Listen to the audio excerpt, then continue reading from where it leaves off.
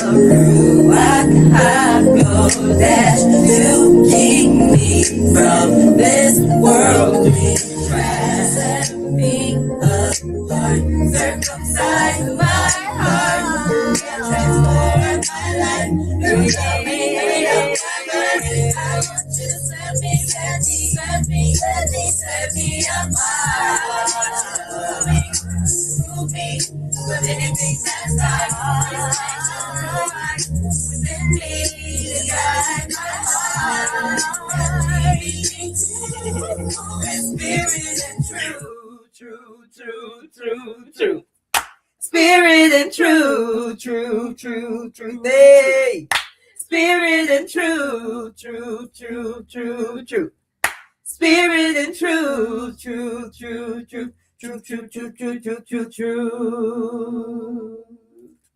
Shalom.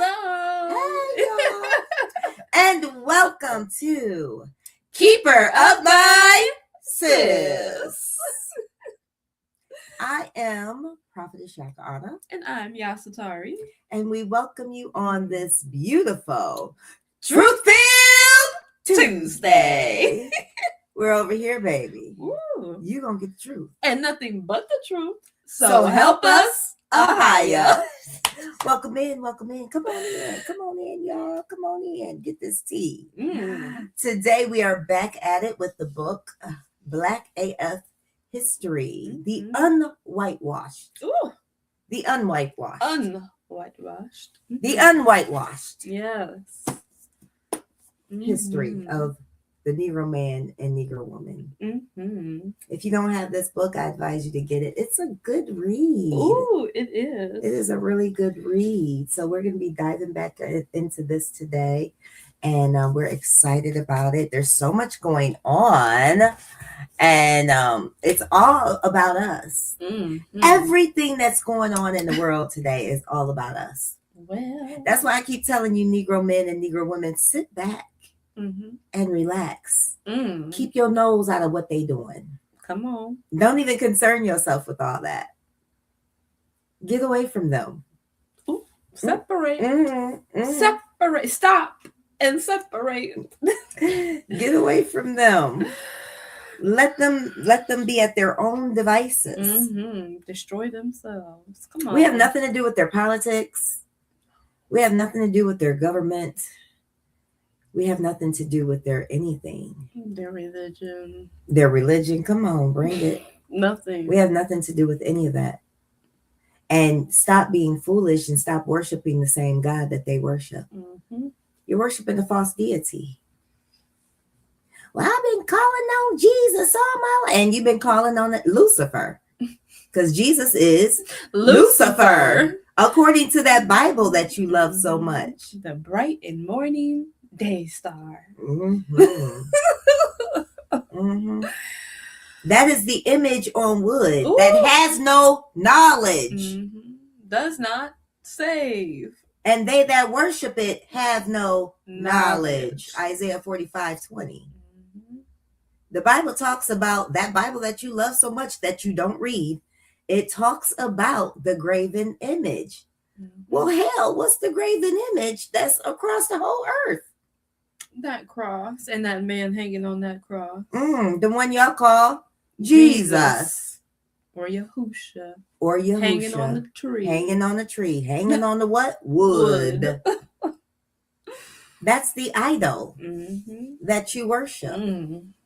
I know y'all don't want to hear that because my granny and them, I've been going to church all my, well, unfortunately, that's the religion that was beat into you. That's the God that was given to you by your oppressor. And you were handed down the generational curse of idolatry. And that Bible is not the word of the Creator. Because if you read it, it's full of deception, contradictions, confusion, misogyny, lies, falsehoods, pedophilia. Oh, come on. So, you need to really evaluate. I don't care how old you are. You can still come out of it You know, it was 3 years ago. Now, I came out of the religious organization in 2019. That's when I left out of Christianity. But guess what? I still found myself in religion because I just went from Christianity to Hebrewanity. I just changed the color of the skin, changed the names to Hebrew, but I was still in religion. Yeah. I was still worshiping the false deity. I was still thinking that the Bible was the true unadulterated word of God. Not questioning the glaring red flags. And this is why it says, study to show yourself approved. A workman rightly dividing the word of truth. Because once we started to study, we started to see that things weren't adding up. And the reason why we were able to see is because of the Ruach HaKodesh that dwells in us. Yeah. We live a clean lifestyle. I'm not saying that to brag, but we live a set apart, clean lifestyle. We do. So the Ruach HaKodesh is able to speak and show and reveal and teach. And it's amazing how the Ruach HaKodesh dismantled that whole Bible. From the Ruda to the Tuda. Okay, say that. OMG. And you know what? There's no question that book was given to us by our oppressor. There's no question. Now, I'm not saying that the Negro man and the Negro woman aren't chosen people. We are the chosen people. I ain't saying that. Because there's truth in that Bible too. See, the Most High makes the devil put the truth in mixed up with the lies. That's why you have to have the Ruach HaKodesh to rightly divide the truth from the lies.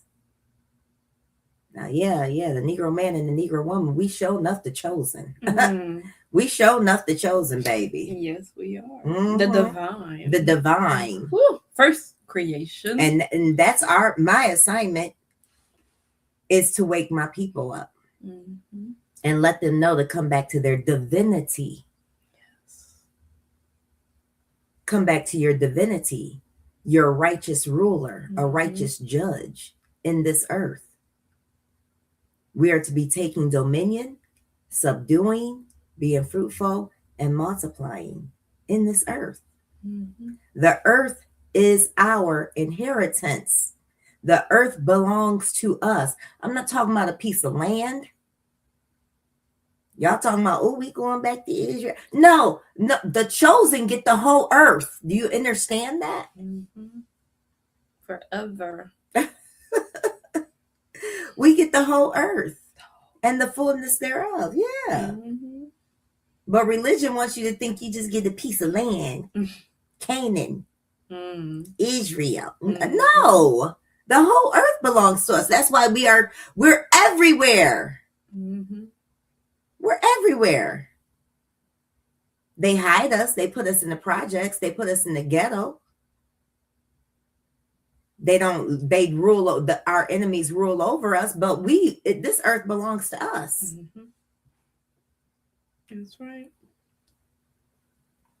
They came in like savages and did what they did to obtain this. But all praises, the tables are turning and we're waking up to who we are. We are the divine first creation people of the Most High, of the Creator, YAHUAH. All praises. This is a wonderful time. Them eating babies and eating humans, eating us. That's nothing new. That's nothing new. They've been doing that. All this stuff that's coming out, it ain't new. And isn't it ironic how these white people are not being put in prison? They're not being detained. They're not being executed. They're not being put on death row. Ain't it funny? Mm-hmm. How these white people can go and do whatever the hell they want to do. No consequences. And no have justice. no consequence. But want to do stuff to Bill Cosby, R. Kelly, P. Diddy, Mm-hmm. and whoever else is black that they try to throw underneath the band. To distract from them. But their people have no consequences. This is why y'all got to stop being stupid. Yeah, that's a high level, but do you understand they do the same thing on the low level? Mm-hmm. They do that same thing when it comes to us regular folk and white folks. White people do not get held accountable. No. And black people get charged when they're innocent. Killed when they're innocent. Yep, I was just about to say. Unjustly prosecuted when they're innocent. Or a black person can do the same thing a white person do, and the white person get off, and the black person get charged. This is why we need to get away from them. You need to learn how to shoot. You need to learn how to fight. You need to get strong in your body.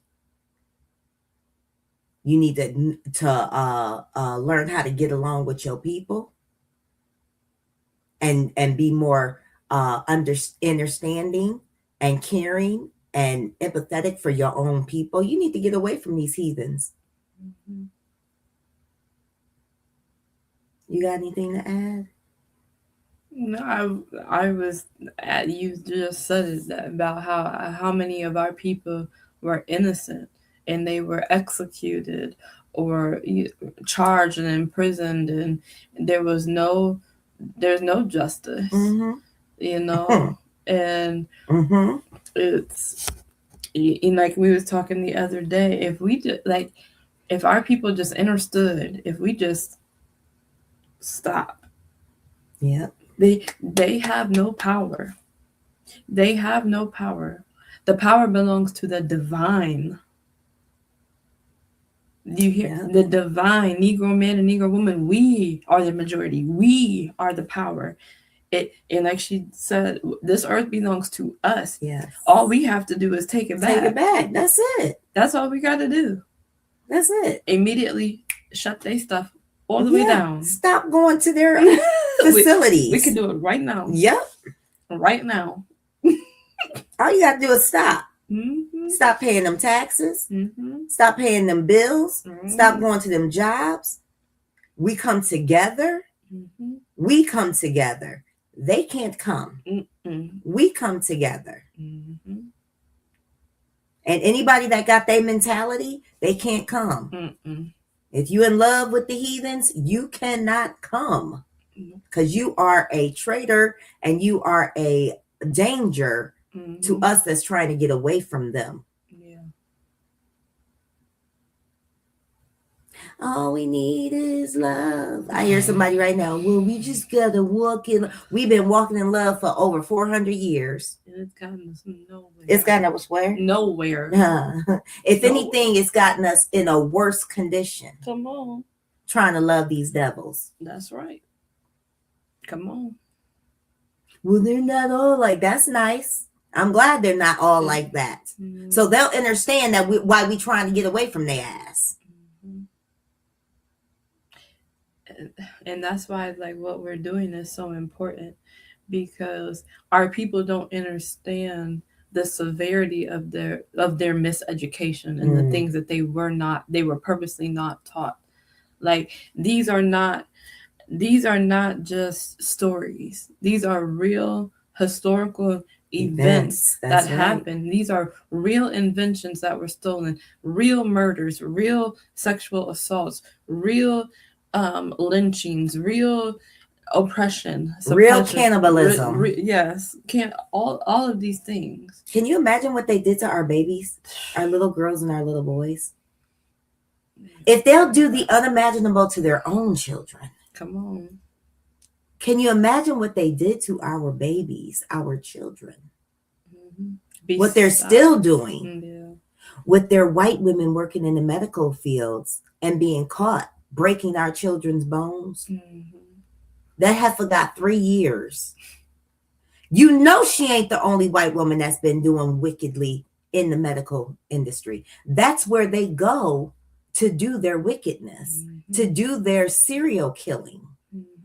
They go to the medical field, these white women. She got 3 years for breaking, I think, over 15 children's arms and legs and physically hurting these Black babies. You think she the only one? No. How many of them killed our children and then got away with it?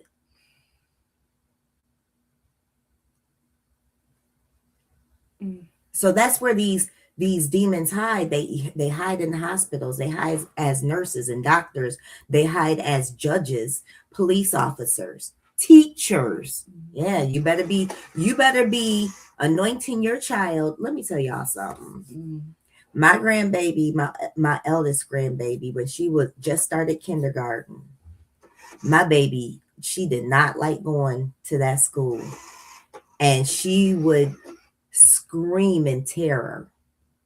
And so I started to anoint her and pray with her, because sometimes I would take her to school and stuff, and I would anoint her and pray with her, and I would be speaking, manifesting things even by myself concerning her. And I had manifested that if anybody is trying to do something to my baby, and this is always part of my prayer language, part of my meditation language. I don't know about the rest of y'all, but I declare and decree that they will be put under the band, unalived.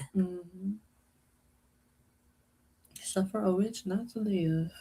And I'm not saying, I done told y'all, Yahca'Anna, for some reason, the Most High, he chose me.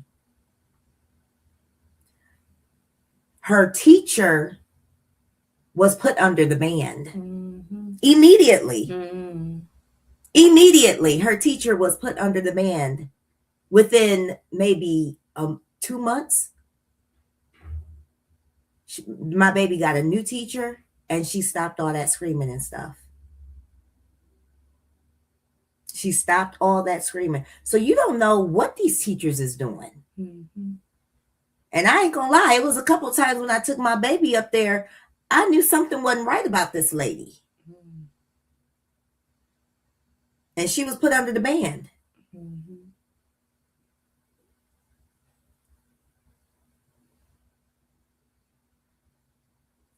Yeah. So, you know, who you putting your children in the hands of? It matters. It matters. That even comes down to family members. You just because they so-called family, that don't mean they're trustworthy. That don't mean to put your children in their hands. Family or not. It'd be family that do the most damage. Uncle, brother, cousin, grandpa, mama, grandmama, daddy, auntie. It'd be them that do the most damage. So you better make sure that you are in connection to the Creator, because it's a whole bunch of people that was in connection with Jesus, and Jesus didn't cover nobody, didn't protect nobody.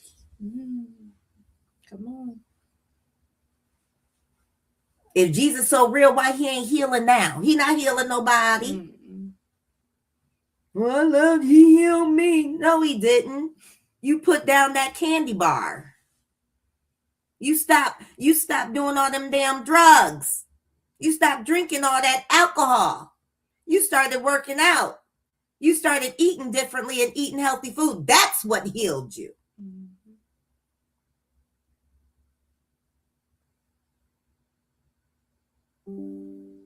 So you gotta make sure that you are protecting your children, your grandbabies, making sure you, man, when I have my girls, I am constantly, Father, Creator, anything or anybody that wants to try to remotely come and bring harm, unalive them, put them under the band.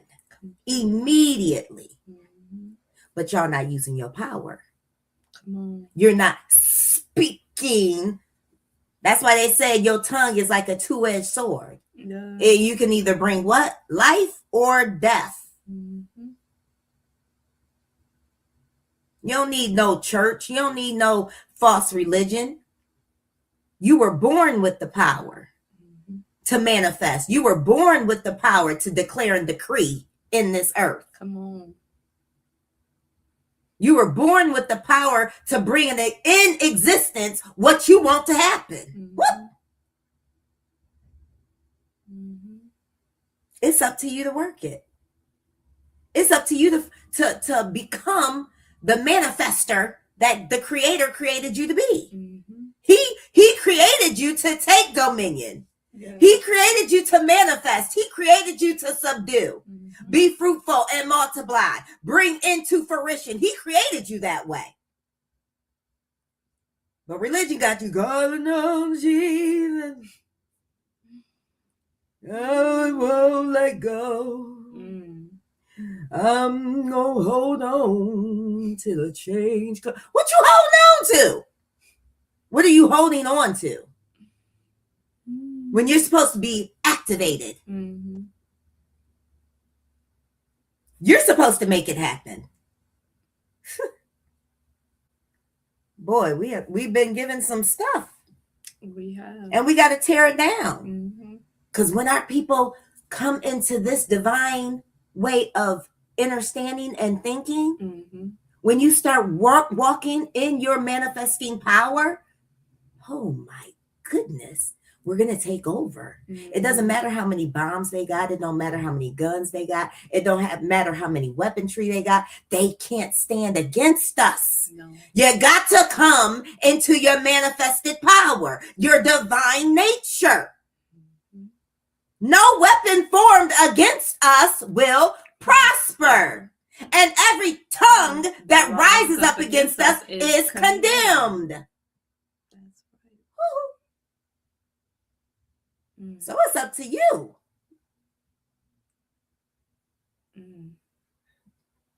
Go ahead if you got something. When you was speaking about manifesting and speaking and stuff, Abba just reminded me that the kings, what they do, they sent out decrees. And we are the royalty. We are the gods and goddesses. We are the emperors and empresses. And so that is what we are to do, to declare and decree, to manifest, to bring forth. Abba was just bringing it full circle for me. That is what we're supposed to be doing. Yeah. Declaring and decreeing what we want to happen in the earth. Yep.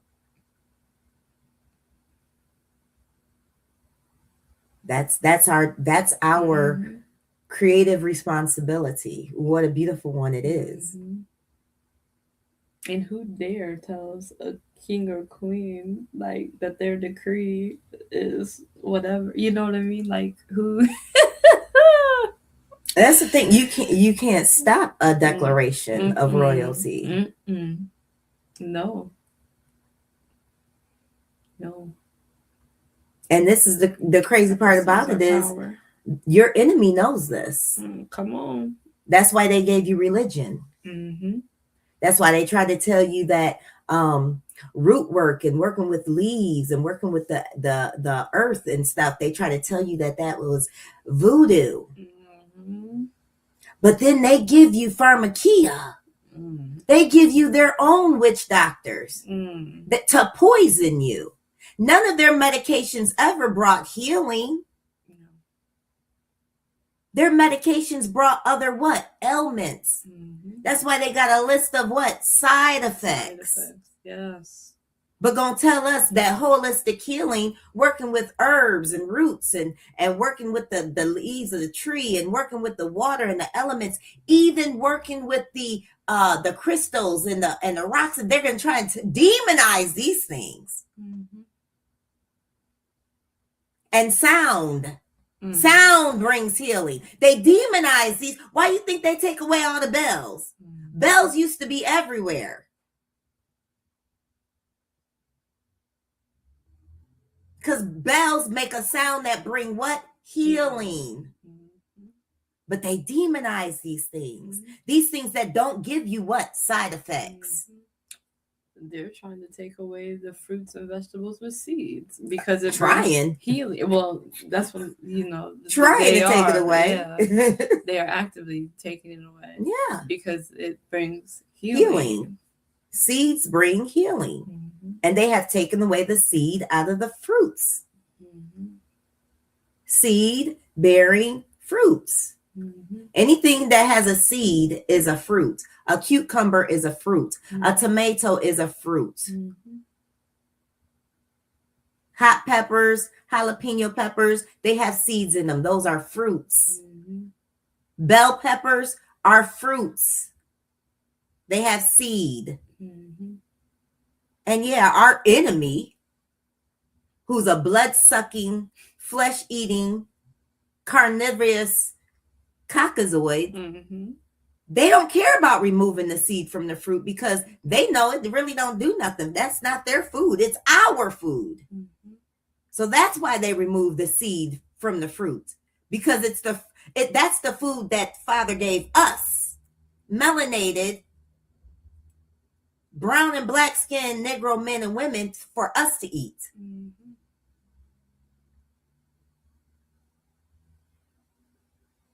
Yeah. That's our food. And they have tainted our food. Mm-hmm. It's called war. They've waged war on us. Mm-hmm. Even with the snow. Mm-hmm. We done seen countless videos of people that we know, personally mm-hmm. know, bring out the ice from outside and set the ice on fire, and the ice is burning and turning black and not melting. This morning, I think I seen someone post the exact, she was talking about the same thing you just said yesterday. What? About how this fake snow is melting and it's going in the soil, yep. and in the air, and now they're saying the air is contaminated, and she's like, what's up with this? Well, we know that's exactly what you were saying yesterday. They've waged war on us. Yeah, and I did. I told her. I said, this fake snow, this chemically induced crap is going into the soil. Mm-hmm. It's going into the water to infect the fish. It's all, you said it's all in the air. In the air. It's in the air. So they have waged war on us, and we're sitting back and twiddling our toes like ain't shit going on. Come on. They've waged war on us. Mm-hmm. The so-called government that y'all so loyal to and you put your doggone trust and faith in has waged war on us.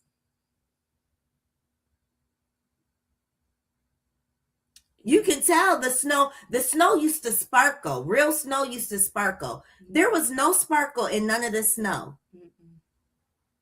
The sun would hit the snow and it would sparkle. There was no sparkle. Mm-hmm. That's because it's not real snow. Mm-hmm. It's chemical warfare. Mm-hmm. And all of y'all, just conspiracy theorists. All of y'all that claimed all of this stuff was conspiracy theory. Now what? Mm-hmm. How many of your family members died from this? Mm-hmm. How many people that you know took this and ain't been right since? Mm-hmm. I know for sure 2 people, 3 people, 1 family member and 2 other people that I know personally died from this.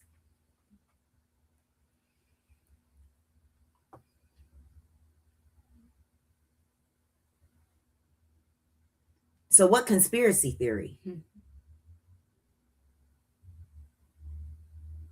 We stayed in the house with one of the people that set the ice on fire. A couple times we stayed at their house. Mm-hmm. And it was snowing in a place that ain't never really got snow before. Mm-hmm. Down in the Carolinas. Mm-hmm. And he set the snow on fire and it turned black. It didn't melt. And we know these people personally. Mm-hmm.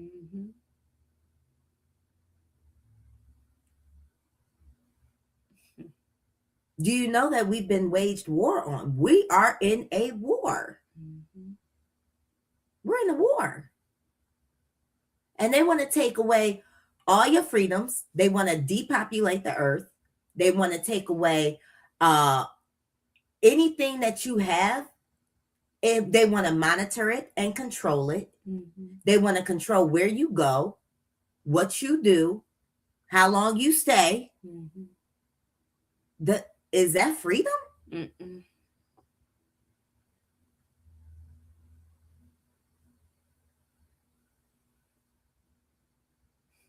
I told y'all before America was a prison, but y'all ain't believe me. I told y'all them walls was going up not to keep people out. Them walls was going up to keep people in. Mm-hmm.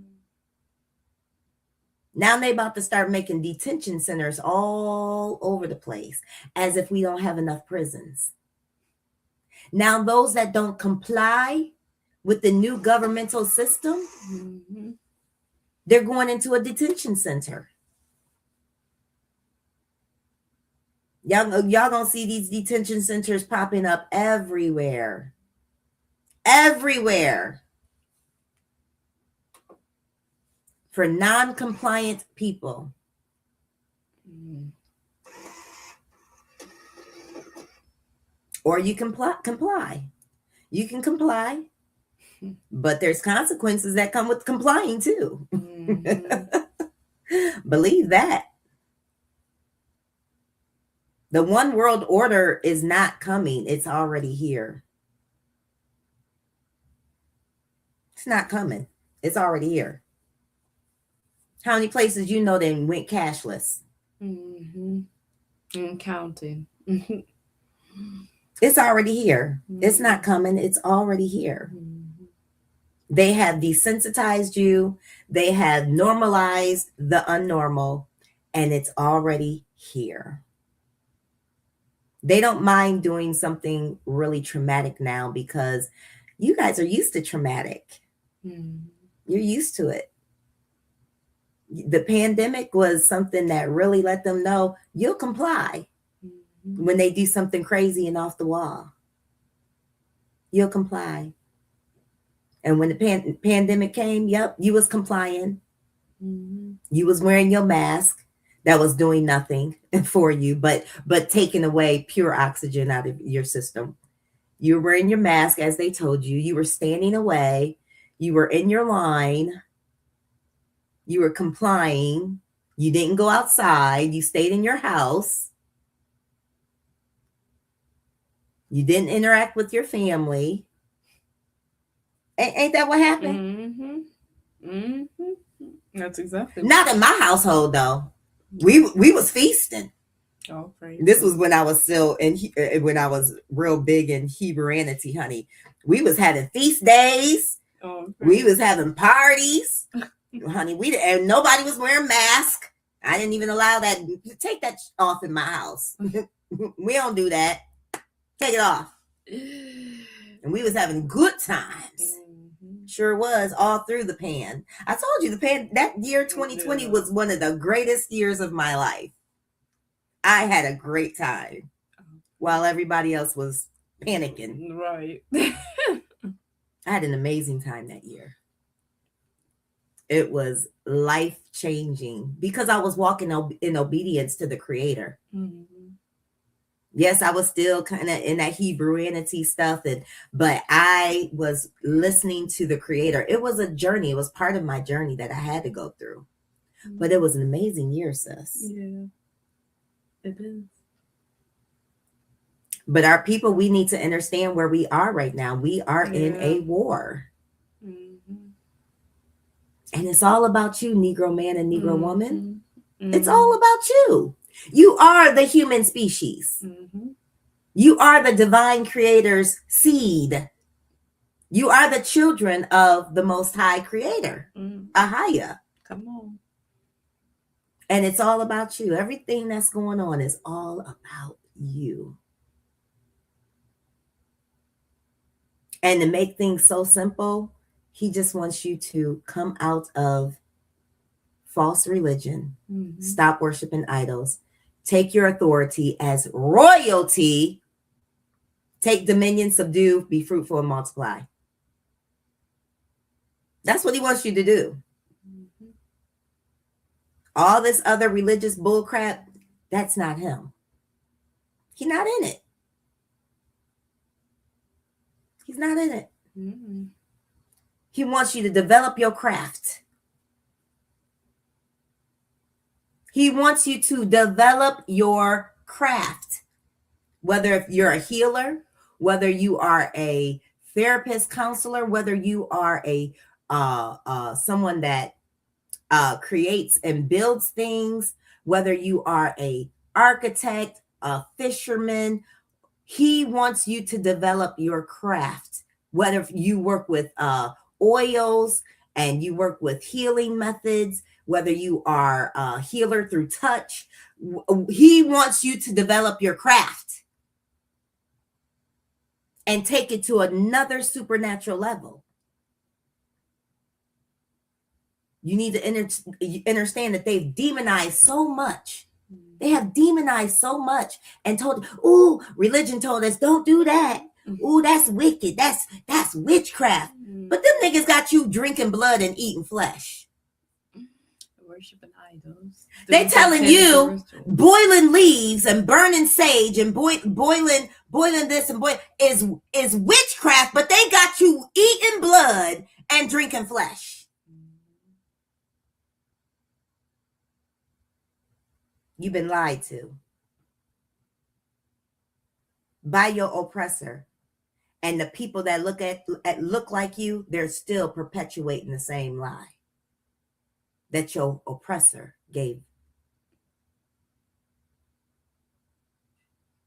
We are natural healers. Most of us Negro women, we are midwives. We are the original surgeon, midwife, OBGYN. We are the original one. And we were just talking about that the other day, how it's so disgustingly nasty that most men are doctors for delivering babies. You don't find a whole slew full of women who deliver babies. And why is that? Why are men the ones looking between? Back in the day, they would tell the men, get the hell up out of here. And the women would go and surround that woman and help deliver her baby. Not propped up so everybody can see her cuckoo, but she would be in position to be able to deliver that baby in the right way. We're propping up a woman on her back with her legs spread, with a man in between her legs with some forceps. When did that ever become proper etiquette to deliver a baby? Never. When were men ever in that position to deliver children? Never. We have been lied to. Things have been tarnished. Things have been corrupted. Ugh, that's the word, corrupted. And we need to get back to our divine nature. Yeah. I said, honey, whew, if I ever got pregnant again, I ain't going to see no man. I'm gonna be reading books. I'm gonna find me a midwife, a righteous one, and honey, we gonna have my baby righteously. But who in the world told us that a man is supposed to be delivering our children? No, that's weird. And we just accepted it. Yeah. Because guess who wanted to do it? The heathen. That white man. That's a heathenistic thing. That's exactly where it came from. We never did stuff like that. Our midwives, our women took care of our women. Disgusting. And we spreading our legs. I now that I see it, it's like so disgusting and so disturbing. Even the hospital, having your baby in the hospital is disgusting and disturbing. Seriously. It's a cold, boxed in prison. No warmth, no spiritual atmosphere. When you're giving birth to a baby, that's a spiritual thing. Yeah. Come on, Daddy. Yes.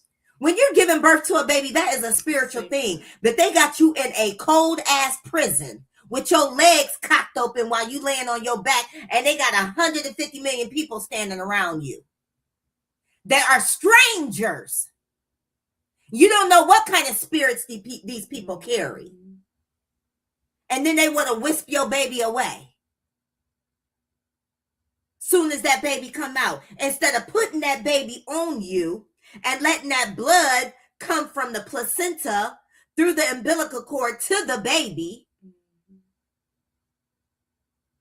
and you and the baby still exchanging fluids, y'all should be doing that for at least 2 hours in a warm atmosphere. But no, as soon as that baby come out, they want daddy come cut the cord, or somebody come cut the cord. They want to cut off the blood supply to the baby. And then they wonder why women sometimes get infections and the babies get infections, because they cut off the blood supply too quick, sis. Did you understand that? Yes. Why the woman gets sick or the baby gets sick? Yes. Because you're cutting off the damn blood supply. It's not finished. Just because the baby come out don't mean the blood supply is done. But we in the hands of these damn devils. We in the hands of these demons. So what you think they doing with it? They cutting it off because they want that blood. That blood. And that placenta. They want the blood and the placenta. Because they eats it and they drinks it. They sells it for thousands and thousands and thousands of dollars.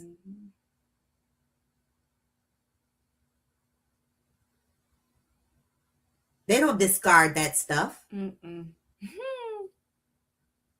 They sure don't. And from now on, when you go to the doctor, don't be letting them take 121 vials of blood from you, talking about, oh, we got to do some blood work. What you need 7 vials of blood for?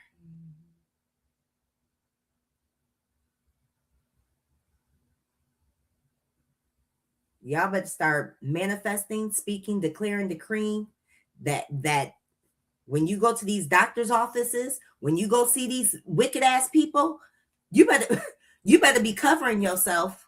You better be declaring and decreeing over yourself.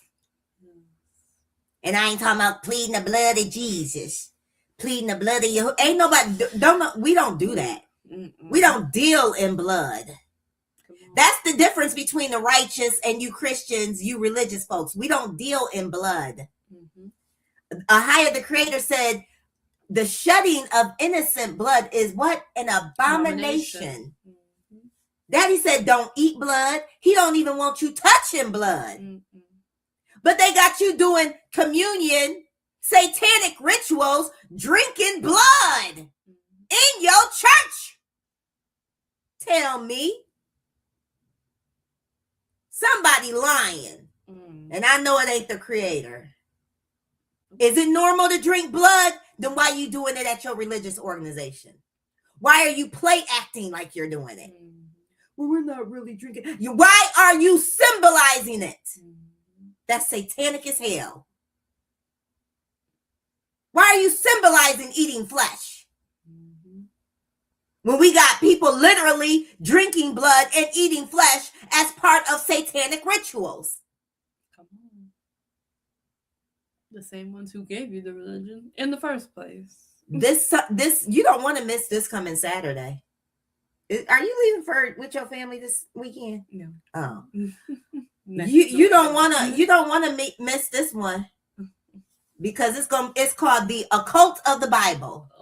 And the Christian Church. Talk about worshiping Satan. Talk about satanic worship.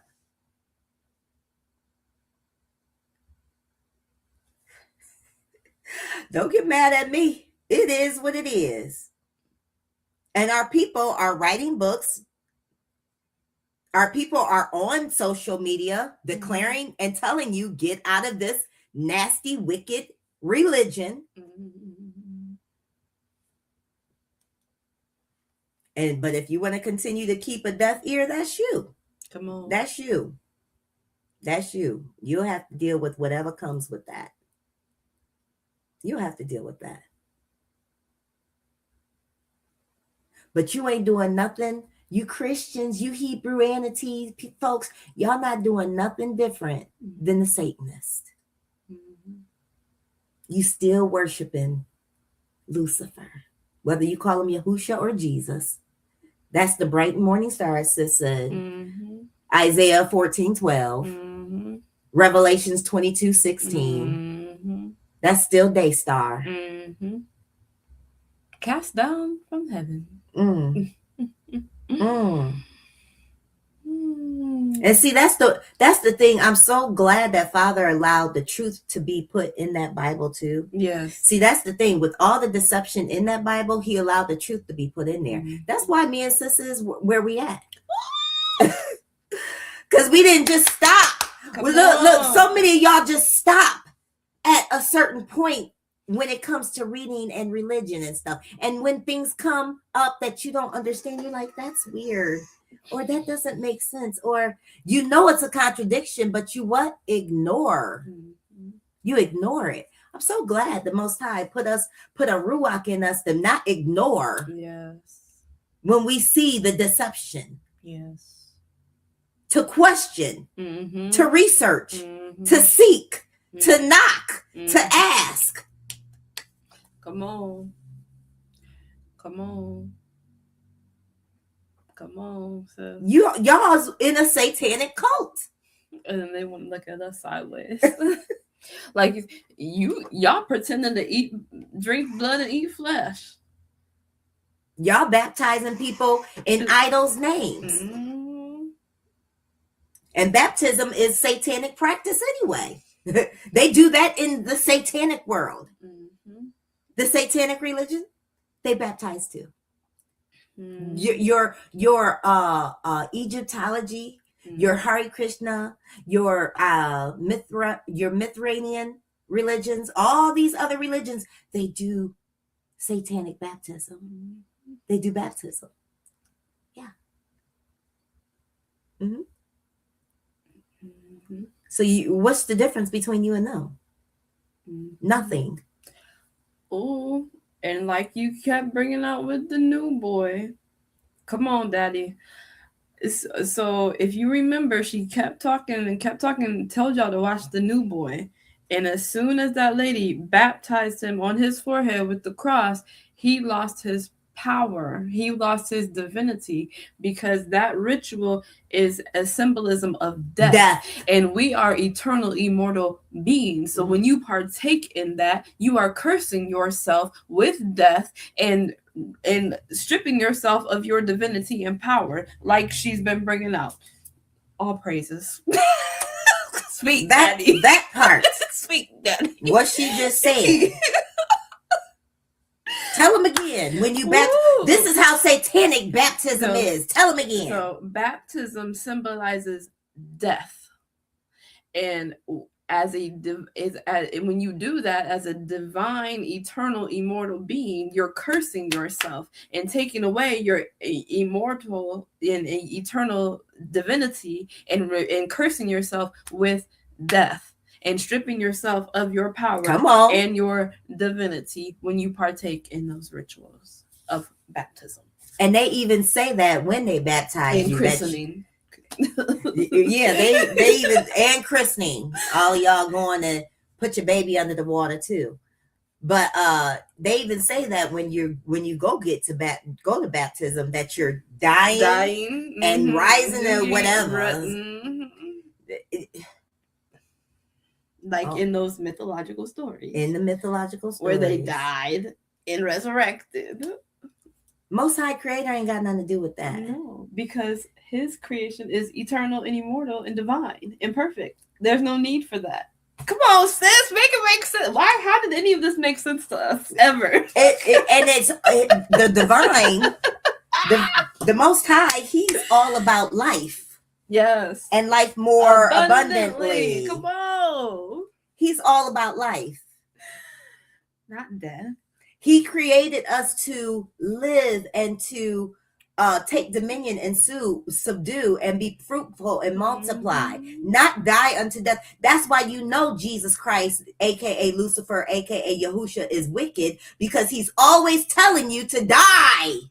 Die to yourself. Die. Don't love your life. Don't love your life. If you love your life, you'll lose your life. You gotta follow me, and you gotta die like a martyr like me. That's why you know Jesus, Yahushua, aka Lucifer, is demonic. He's always telling you to lose your life. Die to your flesh. Die, die, die, die. Yeah, y'all don't want to hear that though. Because you love your Yahushua. You love your Jesus. But we trying to free you. We trying to free you from captivity. We're trying to free you from falsehoods. We're trying to free you from untruths. We're trying to free you from idolatry, satanic worship. Come on. And the Most High wants you to live and take dominion. That's the whole point of him creating us and putting us in this beautiful earth that he created, sis, that we would take dominion and rule. That's right. Woo. But because y'all niggas want to be stuck in religion and be servants, aka what? Slaves. And die. I'm going to be a servant of God. I'm a servant of Jesus. I'm a Christian. I'm a servant of Yahushua. Yeah, Yahushua wants you to die. He wants you to die. Yeah, I know. Y'all don't like to hear that. But you don't read your Bible. And many of you that you might read your Bible, but you don't have the Ruach HaKodesh. To be like, oh, hell no, this don't sound right. Red flag. This don't sound right, sister. Okay. We need to reevaluate some things. Yes. Come on. So we're here to help you. Yeah. We're here to show you. We're here to reveal to you. Sis.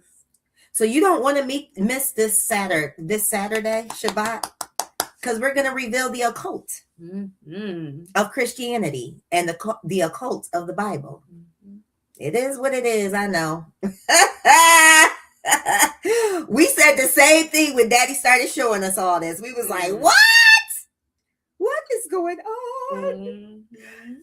Sister. Okay. What's this?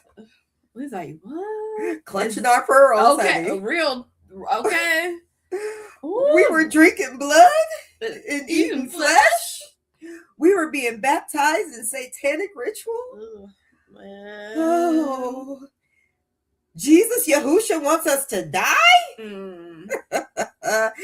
And then just the whole him being an idol. Yeah. You know, we read it so much in the Old Testament / Torah of how the Most High says, do not worship idols of wood and of stone. Do not worship the graven image.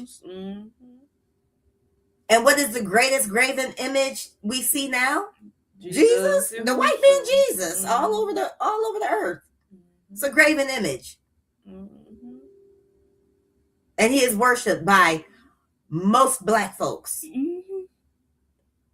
It's funny that most Black people worship him, and guess who don't? The white folks.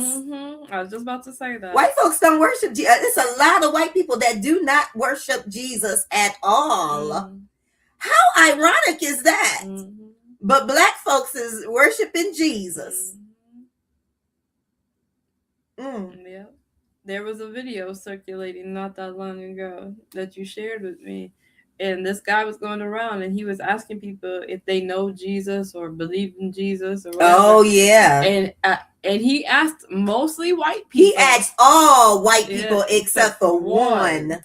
And they all said no. And the only person that said yes was the one black woman he asked. I love Jesus.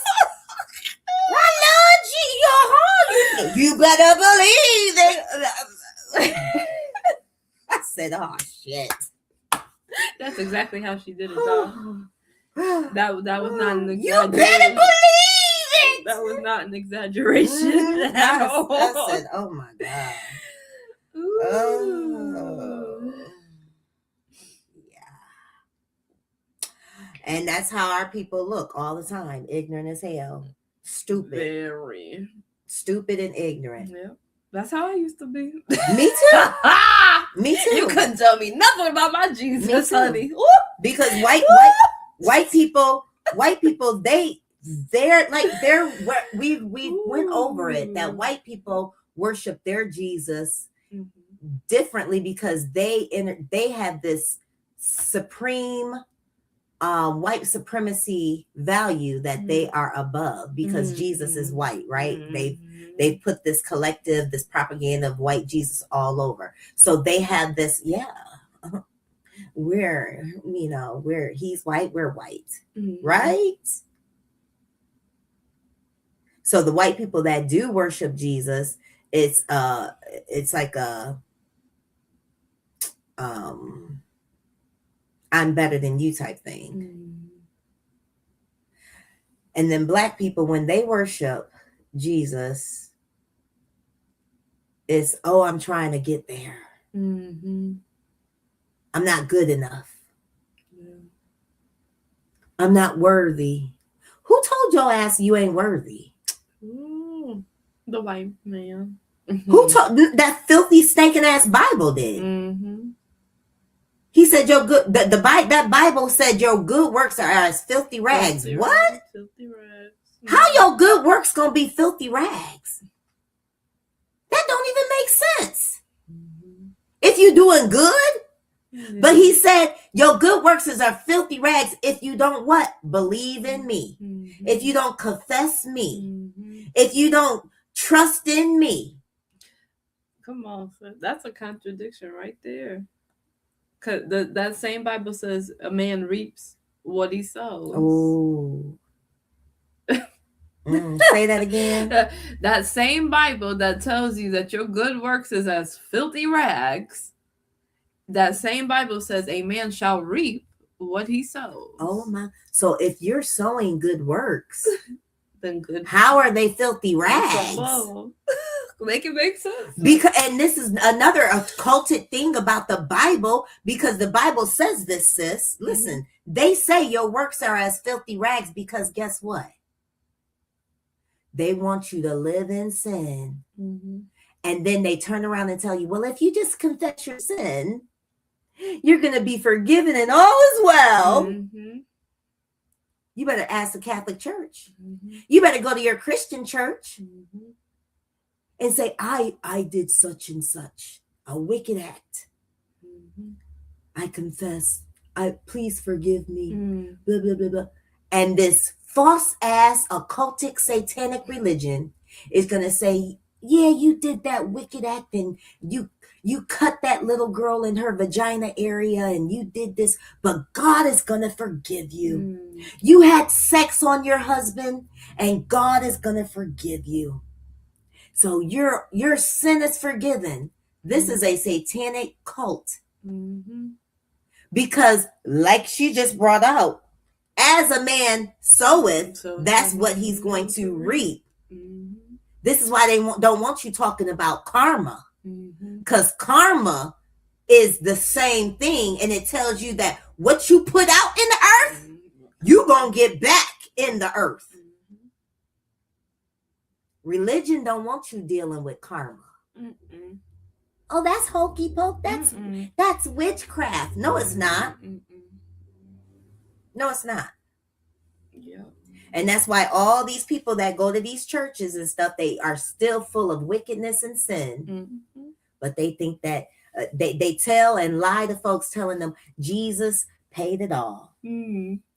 Jesus went to the cross for my sins. They're living in delusion because they know the filthy, disgusting, unforgivable things that they have done to us, and so that's why they do that, to make themselves feel better, because that's how they want it to work. But it don't work like that. And if you think that you can just ask Jesus to forgive you for all your sins and that's it, you're gonna find out, if you haven't already started finding out, but you're gonna find out. Nope. You working wickedly against your brother and sister, oh, it's coming back. It's called justice. It's called righteous justice. You working against your mama and daddy, oh, it's coming back to you, baby. You working against your children, oh, it's coming back to you. You being wicked on your job, you being conniving, you being a sexual deviant, it's coming back to you.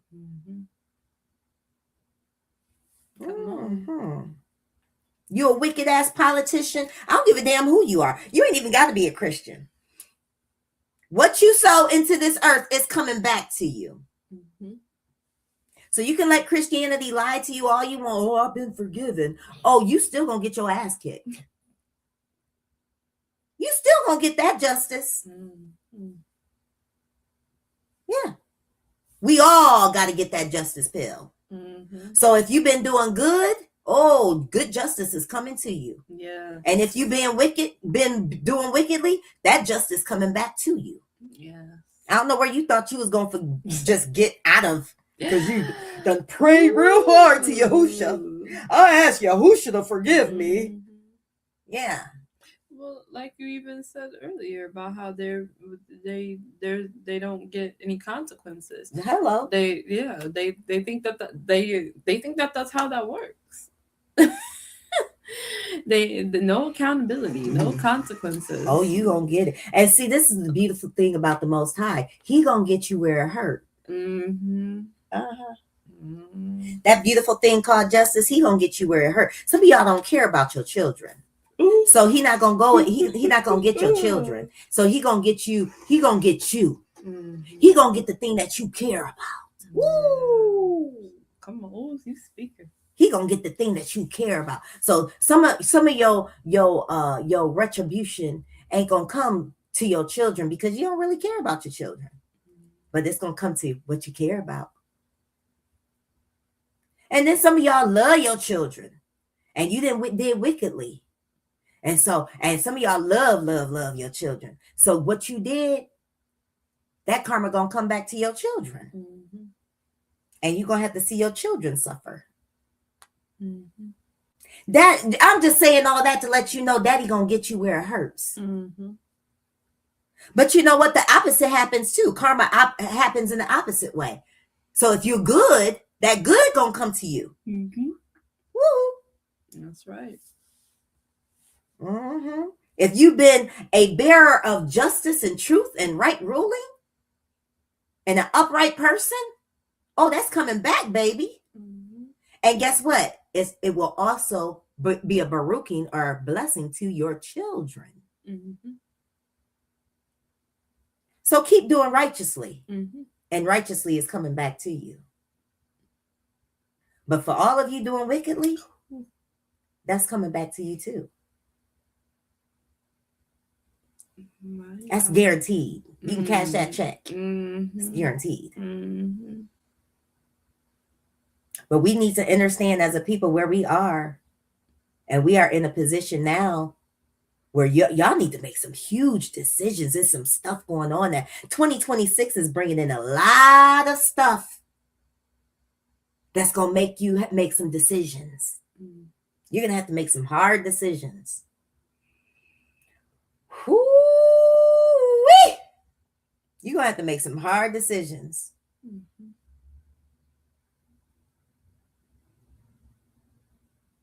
Yeah.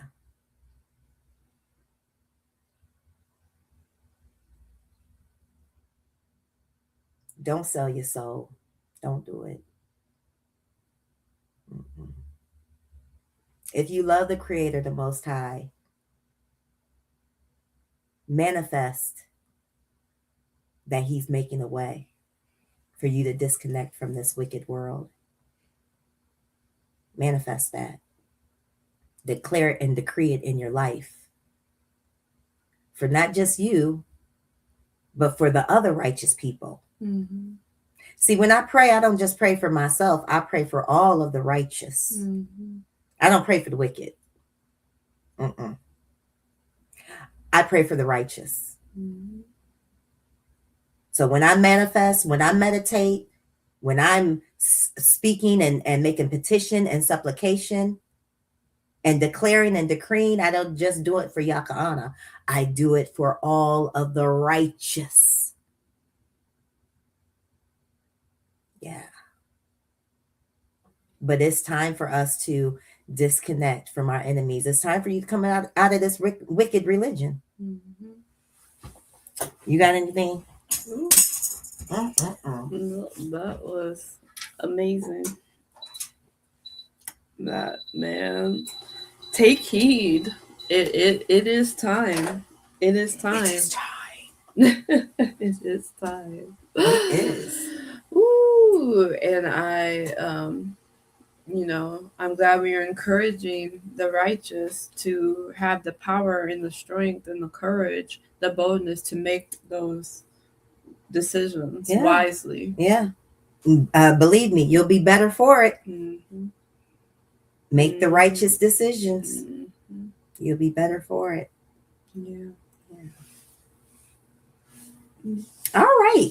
Well, you got any fun fruit-filled facts? I do. Mm-hmm. I do. I learned about Miss Bessie Blount Griffin. And she was born in 1914, passed away in 2009. And she, amazing Negro woman. She was a writer, a nurse, a physical therapist. She worked in law enforcement, and she was an inventor. And so she started out with only a 6th grade education, but then she was able to continue somehow. She still remained self-taught and was able to get a GED and go to nursing school. And that's how she became a physical therapist. Mm-hmm. And as she was growing up, she was left-handed. And I guess back in the time, they would try to make left-handed people. I'm left-handed. Yes, right, with the right hand. So she made it her mission to be able to write with both. Ambidextrous. Yes. Yeah. And not only that, she took it a step further and learned how to write with her mouth and with her feet.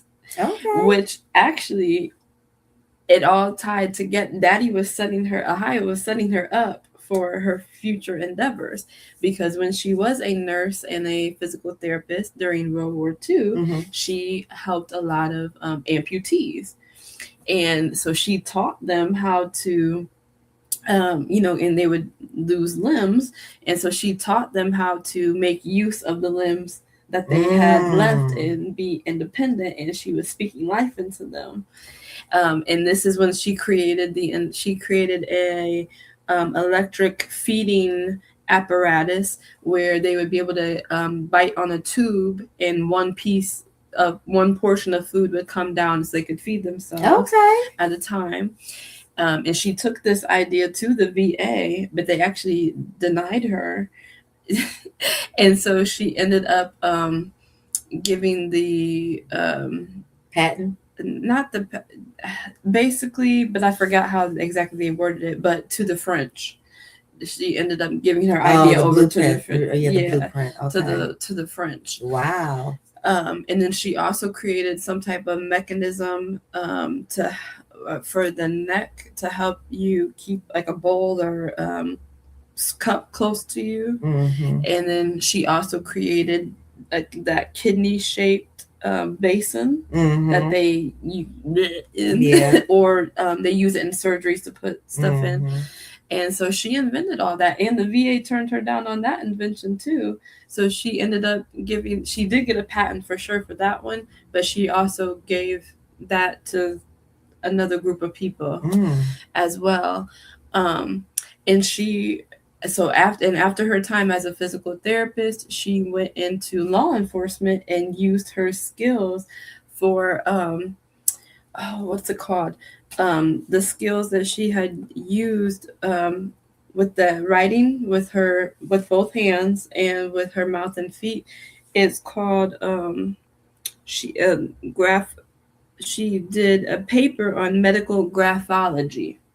And so when she was in law enforcement, she studied how your handwriting can identify things in your health.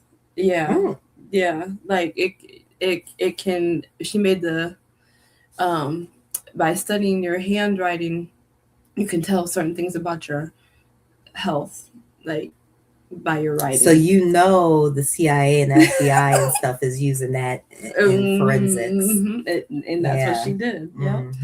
And she worked till she was like 83 years old. So genius. Yes. And then she passed away at 95. But yeah, she was an amazing. Her story is amazing. Yes. What's her name again? Her name is Bessie Blount Griffin. And it's amazing, once again, how they never taught us the genius of our people, because they understood if they taught about the Negro man and Negro woman and our genius, that would be our whole curriculum. Yes. Because white people didn't really invent and do anything. And whatever they said they did invent, they stole. Come on, say that. Say that. Facts. How you gonna say you invented electricity and electricity was already around? It's crazy. Come on. Crazy. So we are just grateful for our people, and we need to dive deeper into our history, into our people. Yeah.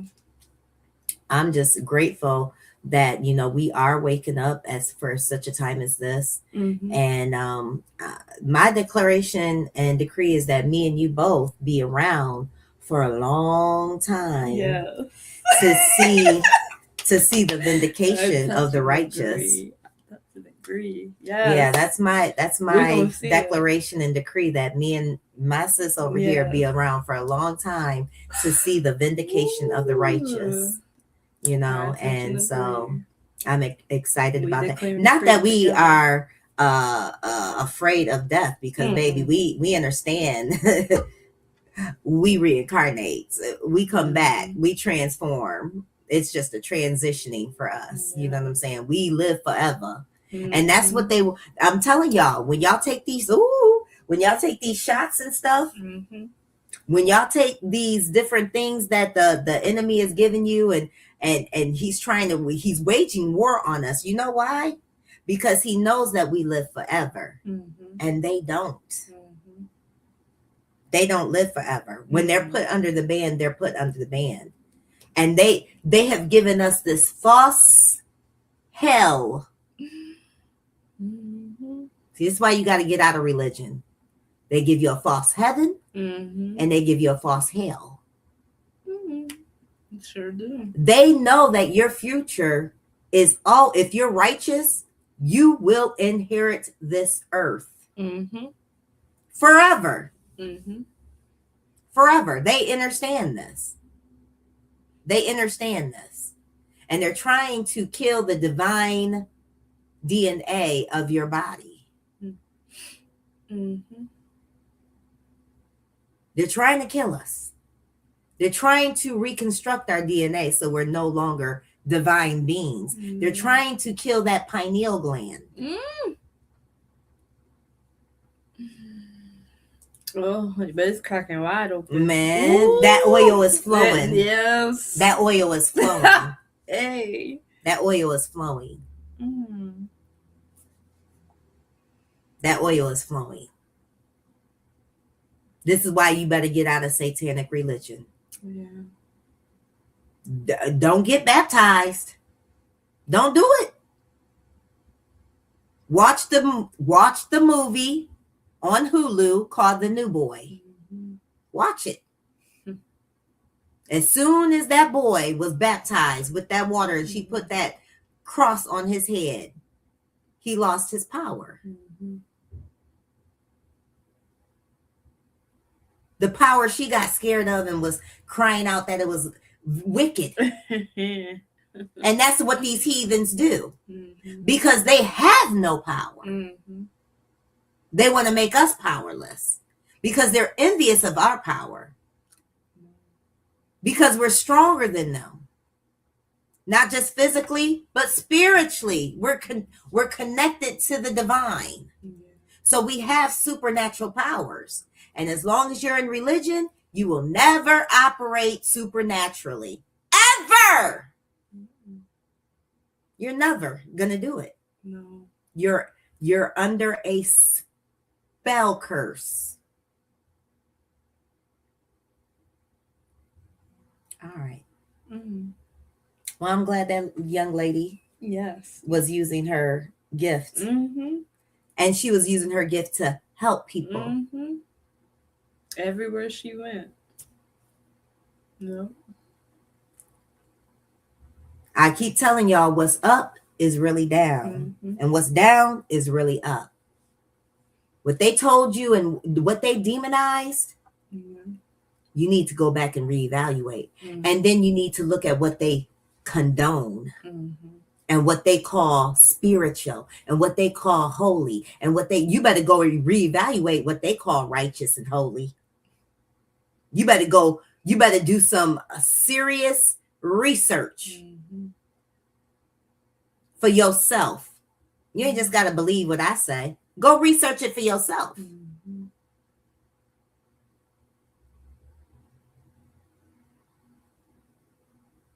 And see who's practicing in witchcraft and in the occult. Mm-hmm. You'll see. You Christians and you Hebrewanity folk, y'all is deep in it too. Y'all deep in the occult. Yeah. You're deep in satanic worship. Yeah. All you got to do is go in and ask the Father to endow Mother Ruach HaKodesh on you so she can teach you all things, and start reading that Bible. You're going to see the most corrupt, vile, evil, misogynist, pedophilia stuff in your life.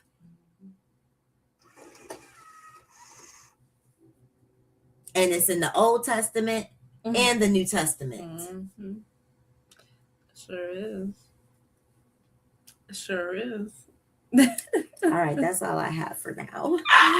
Because we're about to praise and worship. Praise and worship. Praise and worship. Praise, praise, praise, praise, praise and worship. YAHUAH. Sure, YAHUAH. The creator. The one and only. There is none beside. Or behind. Ooh. There is none else. None else. Come on, sis. Girl, I knew I picked this song for. No, I knew I picked this song for a reason. What did you pick? Fearless. You know that's my jam. Ooh, YAHUAH. It's right on time. Yeah, it is. We fearless. Yes, we are. Fearless. Congrats to all those who got the biggest Medicare grocery card of 2025. The large. Yeah. YAHUAH has not given us the spirit of fear, but of power, love, and a sound mind. He that walketh in fear is a coward. You're a coward. And they shall burn in the lake of fire. YAHUAH breathed in my spirit. YAHUAH breathed in my spirit that I'm fearless. I'm fearless. YAHUAH breathed in my spirit. YAHUAH breathed in my spirit that I'm fearless. I'm fearless. Yea, though I walk through the valley of death, I'm walking through that valley with no fear in my chest. Cause YAHUAH is with me, nothing come against me. Try to pull up if you won't get that army. Say Kyrie, there's many that you can see that's with me. So fear not, who can kill the flesh? And fear not when they talk that mess. No stress, unless you walk in distress. YAHUAH word is true.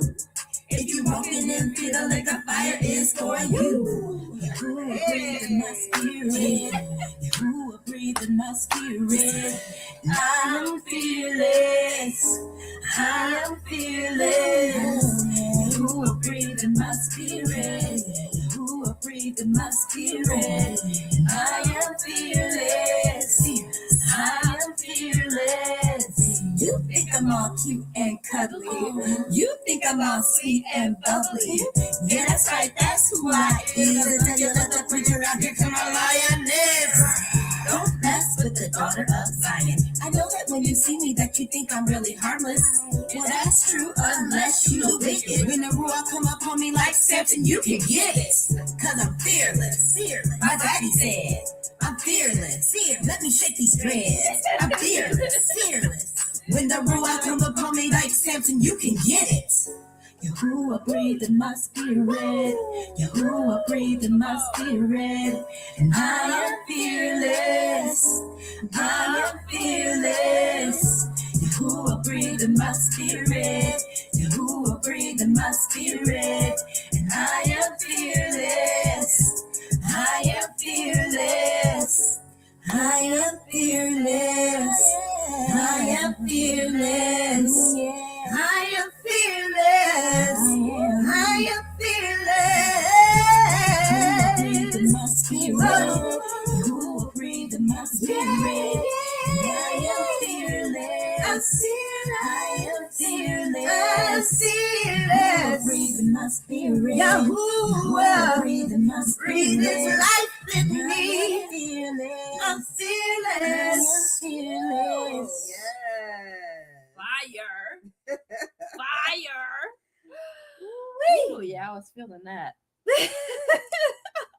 Don't mess with the daughters of Zion. Okay, because you can get it. When the ruach come upon us like Samson, you can get it. Well, my. Ooh. Thanks,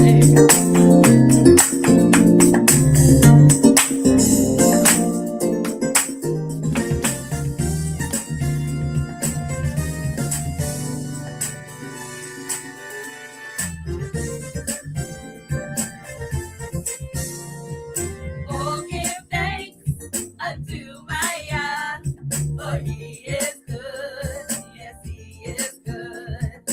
Oh, give thanks unto my Yah, for He is good.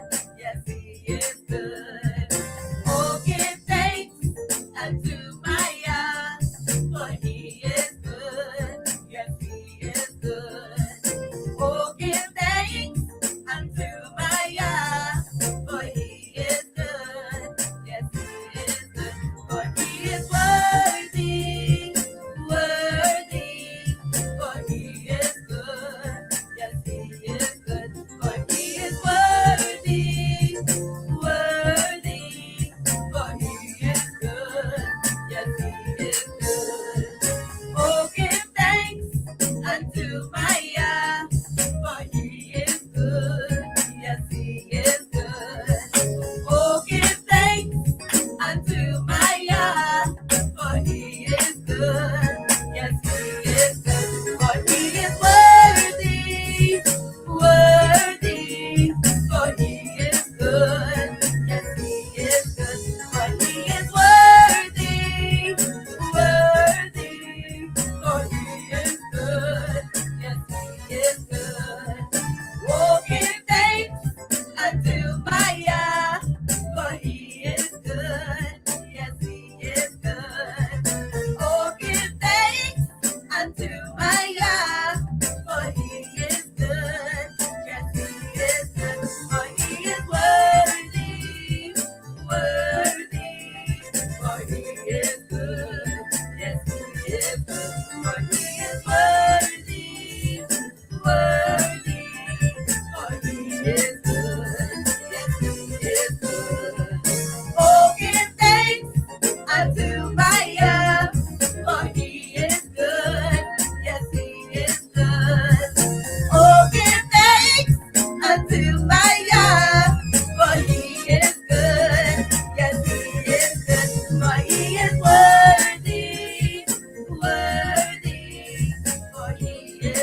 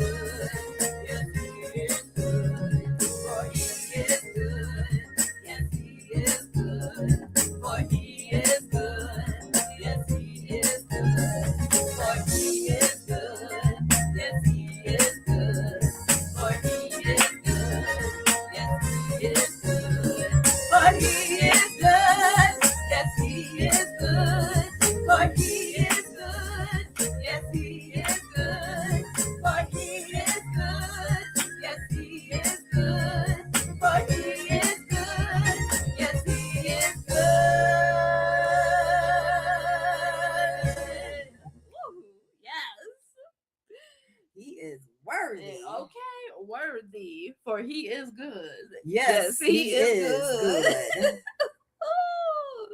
Oh, give thanks. Ooh, unto my Yah. If you're an accountant, you'll probably recognize this. So in most client meetings, there's a short window.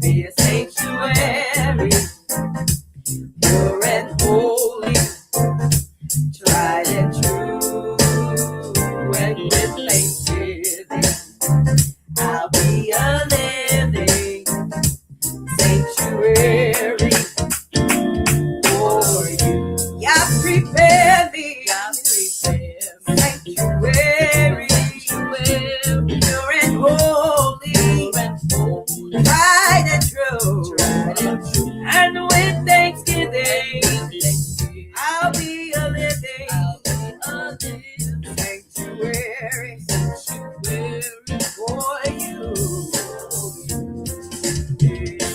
Yah prepare me to be a sanctuary, pure and holy, tried and true, and with thanksgiving, yeah, oh, I'll be a sanctuary for you. Yah prepare sanctuary to be a sanctuary, pure and holy,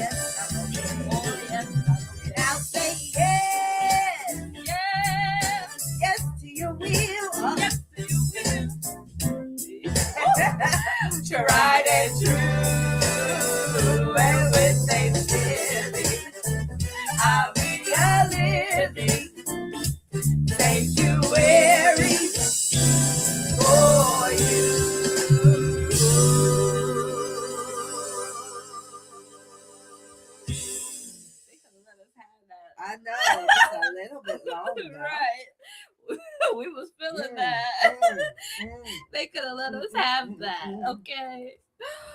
Woo! They could have let us have that. Hey, yeah. Oh, yeah.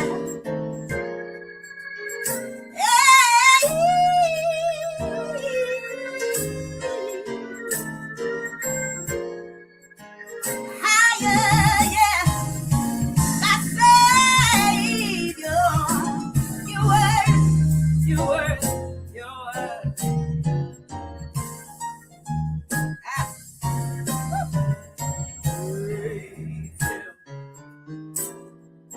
Praise him. Praise him. Praise him. A higher, Baruch Savior. He's worthy to be praised. Praise him. Praise him. Praise him. Praise him. A higher, Baruch Savior. You're worthy to be praised. From the rising of the sun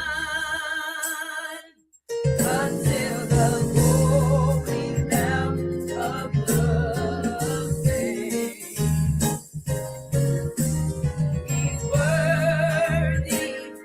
Ahaya is worthy. He's worthy to be praised.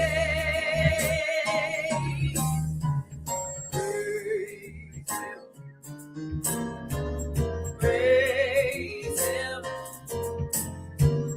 Praise him. Praise him. A higher, Baruch Savior.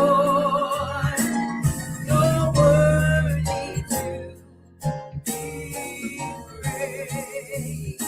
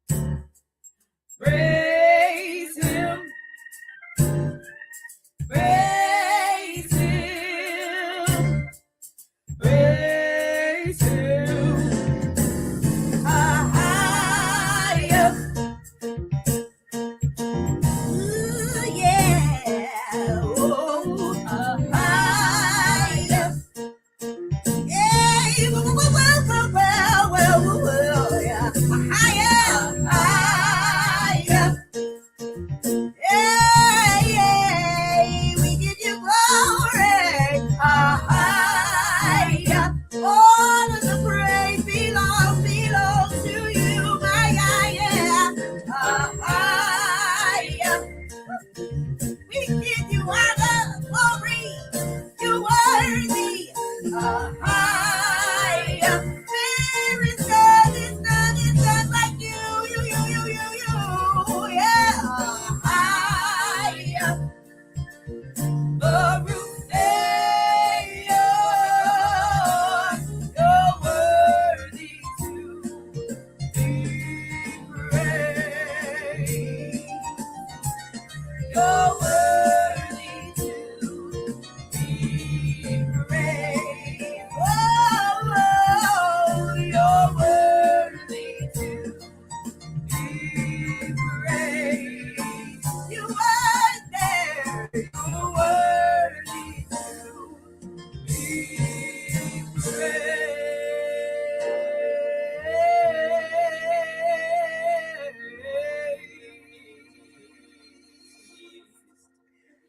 Oh my God. Yes, you are. Oh, okay. Baruch Savior. Okay, worthy to be praised. He's worthy. Mm. He's worthy. Yeah. Good boy. Trying the perfect combo featuring my big back dad, and yes, sir, we're part.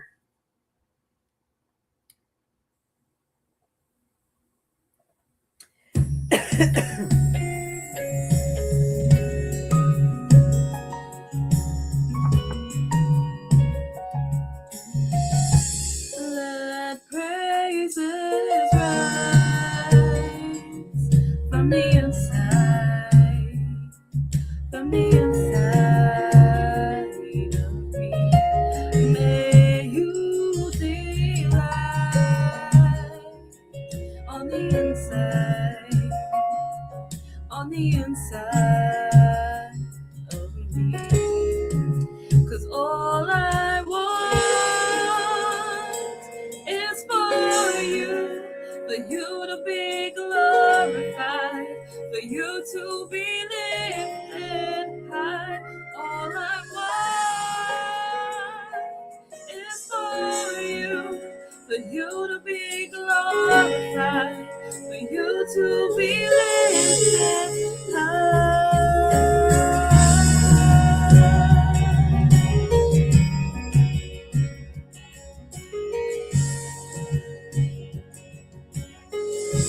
Let praises rise from the inside of me.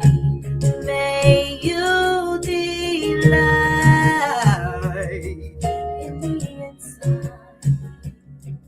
in the inside of me.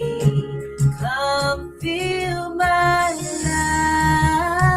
life from the inside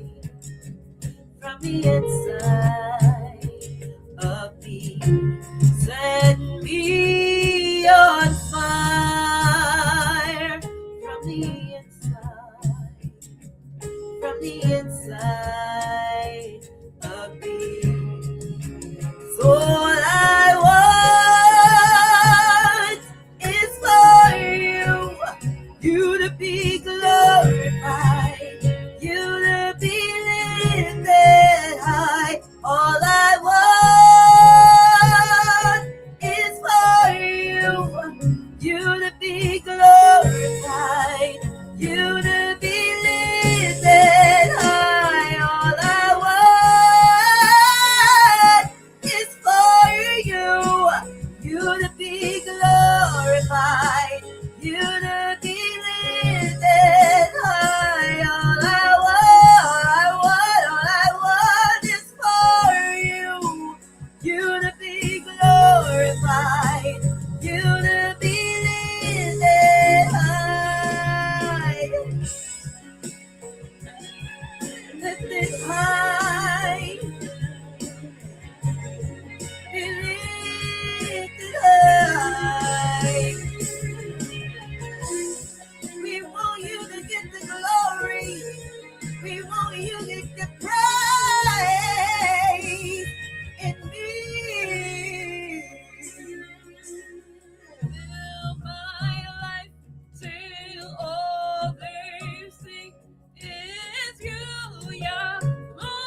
Glorify your name. Fill my heart till all they see is you, Yah. Glorify your name. Fill my life till all they see is you, Yah. Glorify your name. Fill my heart till all they see is you, Yah. Glorify your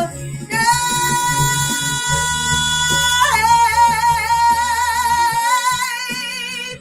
We glorify you. We magnify your son upon name. We worship you. We honor you. And we reverence you today.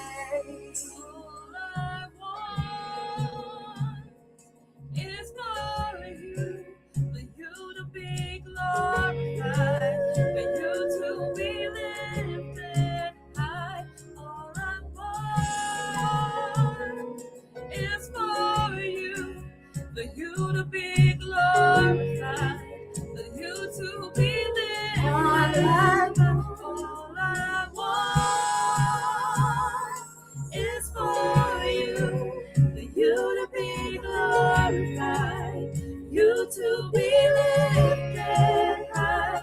All I want is for you to be glorified, you to be lifted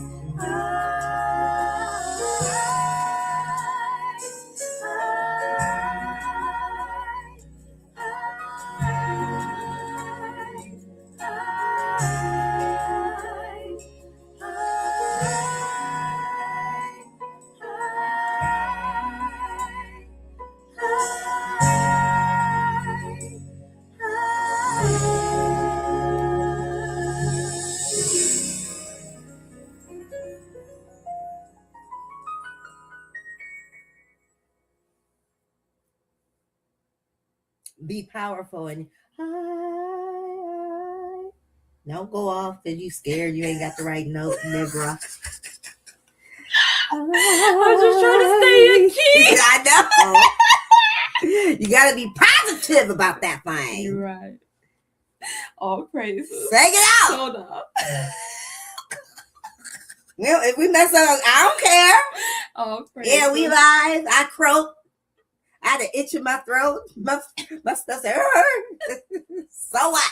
It happens. It sure does. It's called life. Oh, It's praise called it. Thank you for the encouragement, sis. We're live. Okay. Honey. Like you said, this is a new beginning. Yeah. There will not be another day like this. There was never a day like this. Never, ever. So we got to enjoy it. Enjoy it. For what it is. Let me tell y'all something. How many of these so-called people that sing can't sing a lick live? Come on. So me and you ain't doing bad at all, boo. Come on. We ain't doing bad at all. Come on, we ain't you doing right. bad at all. Come on. Because we live. They can go in the honey. studio and make anybody sound good. Say that. Come on, sis. But how many can get out there and sing live? Not many. Mm-mm. 'Cause all I want is for you to be glorified, for you to be lifted high. All I want is for you to be glorified, for you to be lifted All I high. want, All I want is for you to be glorified, you to be lifted high. All I want is for you to be glorified, you to be lifted high.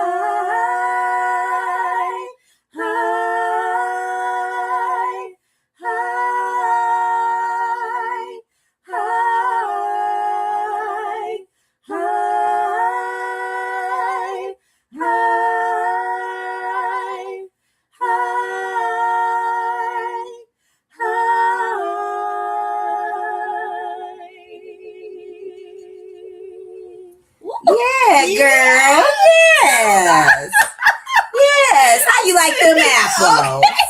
You do it. You get on live and do it.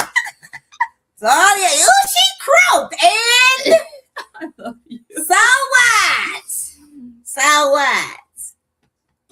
You know, can't nobody beat Yahca'Anna and Yasatari beat me and Yahca'Anna and Yasatari. That's right. We are the one and only. We are the one and only keeper of my sis. Just like our daddy. Okay. There is none other. There is none other. You can try. One of a kind. Ooh. Yeah, but So- you will never. okay. Okay. That part. Never gonna get it. Never ever go get it. This side. Never go get it. Never ever go get it. Ooh.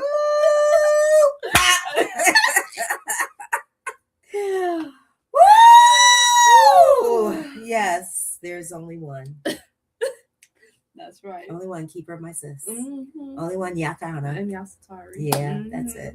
Only That's one. It. That's it. Ahaya, sure, Ahaya. Only Yeah, one.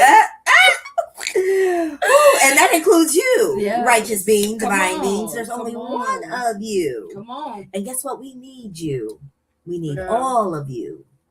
Yes. Stir it up.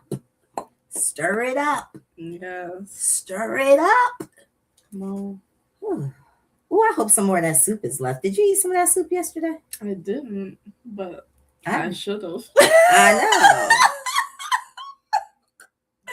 Maybe there'll be some left for us today.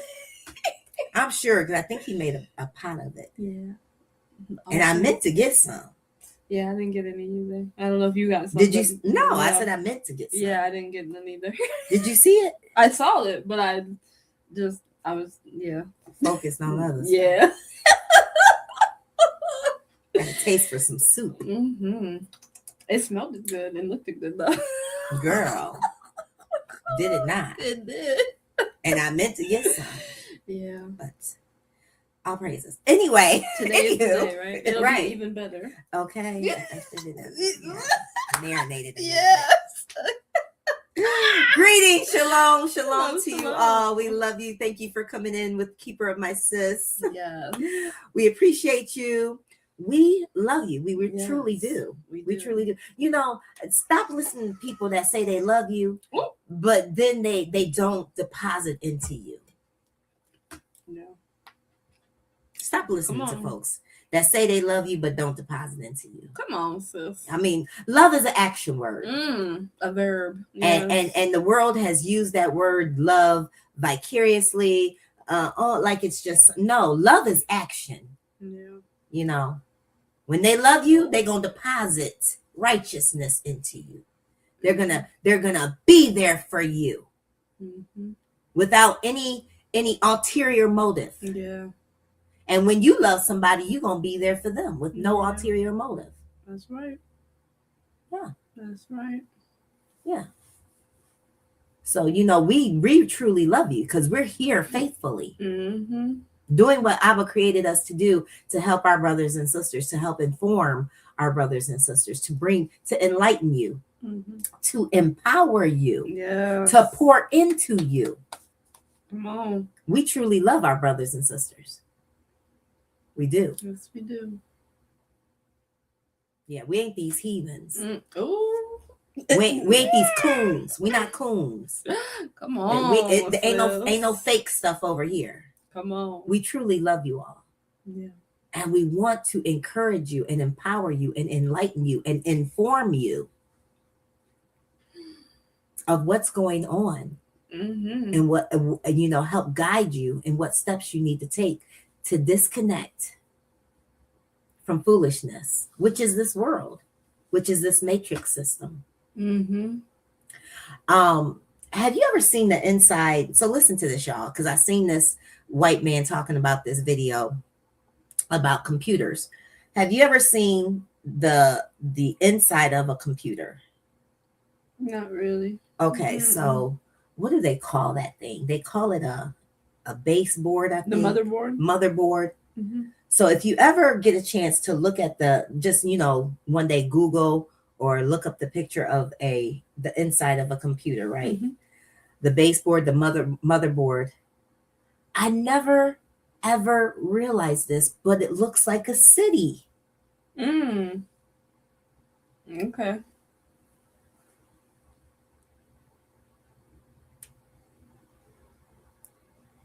gonna just the inside of a computer, the motherboard or whatever, looks like a city.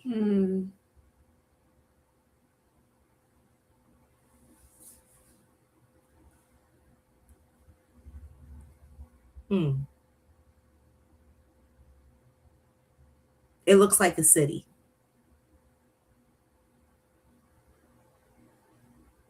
It's very interesting, especially with the push of what? AI. Artificial intelligence. So this is the structure that this one world order is moving to. Is a artificial intelligent world, and we are being pushed into a artificial life. That's why they have artificial. Do you know a lot of the foods that you eat is plastic? It's not even real.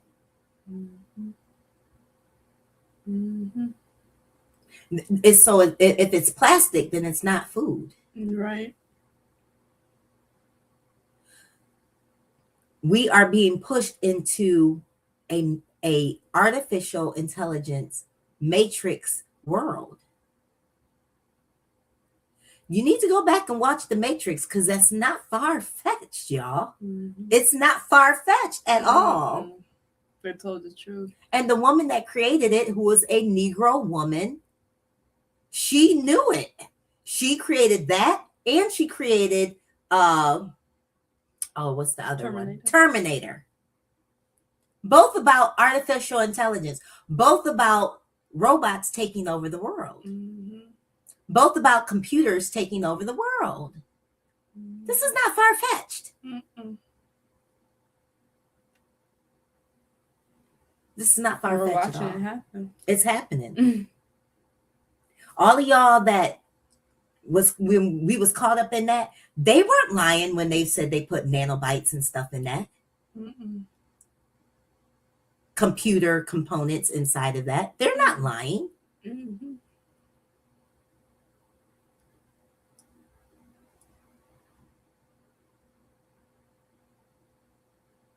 So we really need to start to wake up and understand what's going on around us. And all of y'all that want to stay in this matrix, in this delusion, don't cry. When the stuff blows off and you have no knowledge, you have no understanding on what to do or what's happening, don't cry. Because everything you've consumed is artificial. Fake, fraudulent. Yeah. Even virtual reality. Listen to this stuff. Virtual reality. Artificial intelligence. Come on, bring it out. It's a dangerous. It's very dangerous. Because there was a commercial I saw, and for the first time, I was like, that don't look like they actually used real people and actually filmed it. I was looking at it like, wait a minute, this looks like this whole commercial was done with AI. And then I saw another video. This girl did a whole birthday photo shoot with just AI. Wow. Like, she just took a selfie or whatever, and then this stuff is dangerous. Yeah. And like you said, it's artificial. And then when the truth is revealed, you're gonna realize you have nothing to stand on, because everything that it was standing on is ripped away because it's artificial. It doesn't exist. It's fraudulent. That's scary. Yeah. It's funny you said that, because even I saw one of some actors talking about they're going to be out of jobs. Yeah. They don't need actors anymore. Now they can create whole movies and make AI people. There's AI musicians. Yep, that too. And people So are like, wait a minute, that's not a real person? Exactly. So they want to make artificial music. They want to take away humanity's creativity. That's why we're telling you, everybody is not first creation beings. YAHUAH made us to be what? Creators. Mm-hmm. So now these devils are in place trying to take away our creative juices. Mm-hmm. They are. So no longer they can create fake people that dance, do all types of the moves and stuff like that. They can create people to do the acting on TV. They can create people to do the music, photography, everything, advertisements, everything. You don't got to go to Greece and take real pictures in Greece, or go to Africa and take real pictures in Africa. They can create it. But they've been doing this because that's how they did the moon landing. Ooh, bring it out. Bring it out. Bring it out. So all this AI, this ain't nothing new. They've just gotten better at it. Because the moon landing was fake. And a fraudulent picture. A fraudulent video. Come on. Even the pictures of the circle of a so-called world that they gave the world, deceived the whole world with, because the earth don't look like that. Come on. Those are all AI pictures. They're not real pictures. If you saw a picture of the earth for real, it's completely different from that. Completely. And it's beautiful and it's bigger. Like I told y'all before, there's uncharted territory that we've never even seen before. That's why I ain't worried about what they do, because the earth belongs to the righteous. We gonna get our earth forever and ever.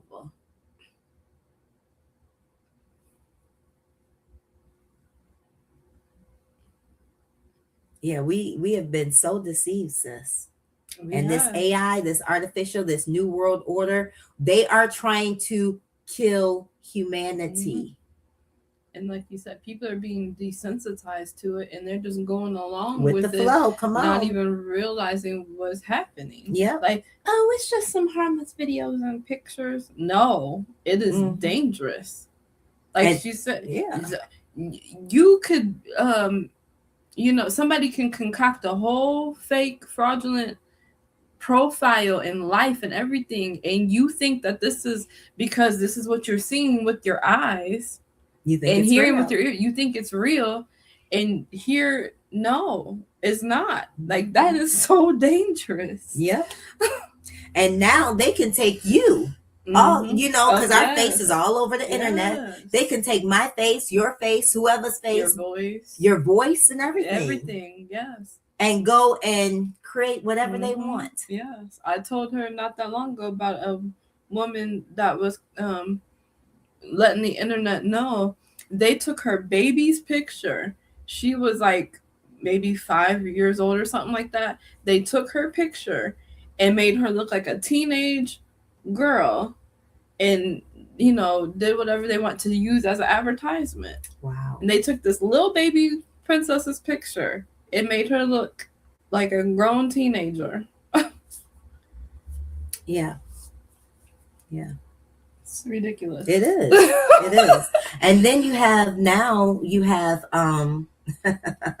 these people with these masks that can literally, they can put a mask on and it look like a real person.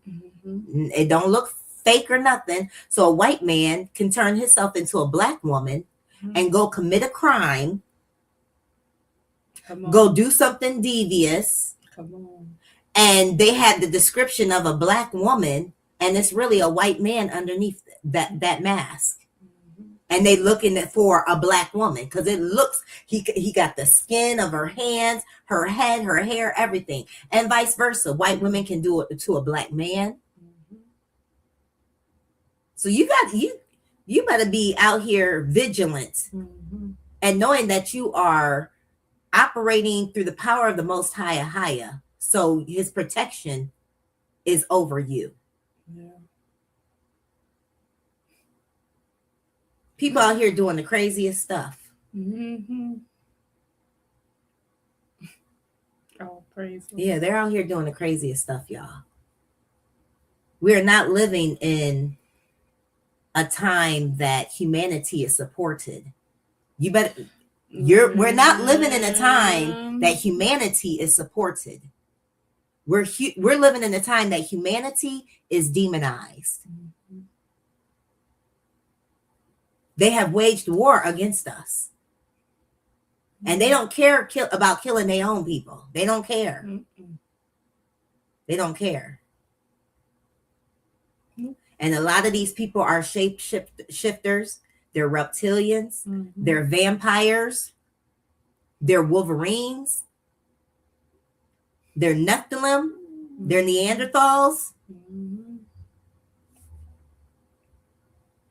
Call it what you can say what you want to. I'm not making this stuff up. These people are not human. That's why they hate humanity. Only a non-human person can want to destroy the creation of the Most High and destroy humanity. They're not human.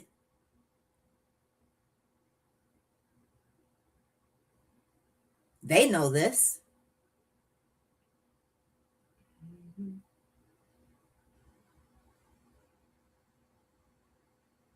Yeah, we're living in some jacked up times right now. All right, sister. We're going to get into this book, you guys. Go ahead and start. I'm going to take Black AF History. The Un-Whitewashed Story of America by Michael Harriot. Today we are on chapter 11. If you have missed chapters 1 through 10, you can go back on YouTube and catch that, or get a copy and start reading for yourself. So chapter 11 is called So Devilish a Fire: The Black Women Who Started the Civil Rights Movement. All praises. Civilization must show two things: the glory and beauty of creating life, and the need and duty of power and intelligence. This and this only will make the perfect marriage of love and work. But what of Black women? The world that wills to worship womankind studiously forgets its darker sisters. I mostly sincerely doubt if any other race of women could have brought its fineness up through a devilish a fire. So devilish a fire. W.E.B. Du Bois. The history of Black America begins with Angela and ends with your mama. Between those two pillars lies all that this country is or ever will be. When discussing the struggle for liberation and freedom, historians often date the campaign, commonly known as the Civil Rights Movement, from the 1955 death of Emmett Till until the Civil Rights Act of 1965. This overly broad description of the 4-century effort to get free is usually confined to a list of names such as Martin Luther King Jr., Malcolm X, and Jackie Robinson, painting a picture as if Black people woke up in 1955 and discovered they were oppressed. However, Black women's impact in politics, culture, and the collective reimagining of a free Black America formed the foundation of the modern civil rights movement. Even though they were doubly disenfranchised and marginalized by society, their impact was inversely proportionate to their social status. They were perhaps society's most underappreciated and discounted population. Yet when it came to fighting for equality, they were arguably the most influential group in the country. Come on, sis. It would be impossible to fully document Black women's contributions to this country, but to understand how Black people have not been consumed by the white-hot heat of America's flames, you must first understand the women who have shielded Black America from this forever raging inferno. You know, Black women. Come on. Black Negro women are fearless. Yes. And we have been downtrodden on by society. We have been downtrodden on, abused, mistreated by society and by our own people. Mm-hmm. And now, if this don't apply to you, if you have not done this to Negro women, if it don't apply, don't cry. But as a whole, we have been on the bottom, Mm-hmm. mistreated, and we have contributed the most. Mm-hmm. Woo. See, that's the thing, that they don't see the contribution of the Black woman, but they want to use us at their convenience. Mm-hmm. Come on. They want to use us at their convenience, because we got this fearless gene in us. Ain't scared of nothing.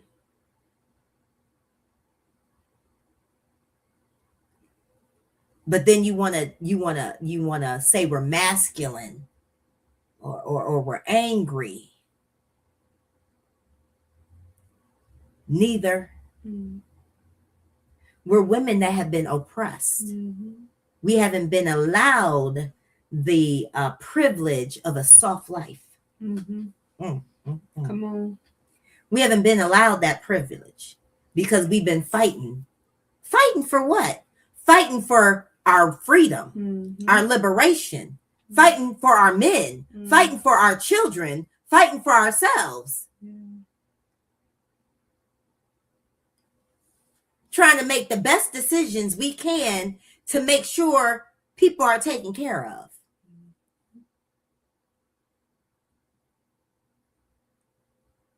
So it rubs me real wrong. And I know a lot of our women is destroyed in the mind too. I understand that. I understand that. A lot of our women is out here cutting up, not being the powerful daughter of Zion that she's been created to be. I understand that. But it's a lot of us out here that is being the daughters of Zion, that is standing up for righteousness, that is fighting the good fight. Mm-hmm.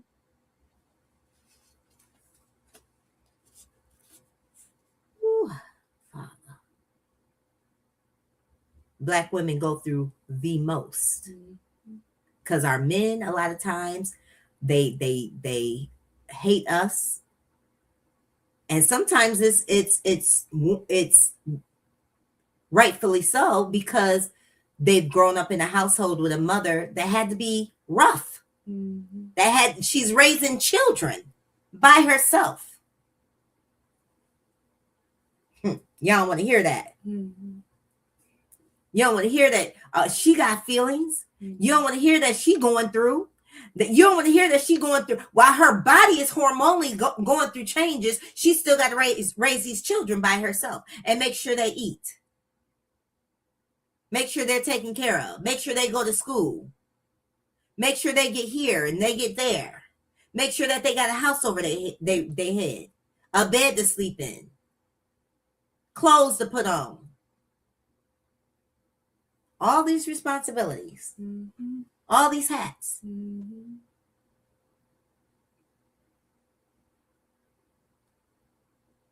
And you know what? The Black woman, she's the most hated.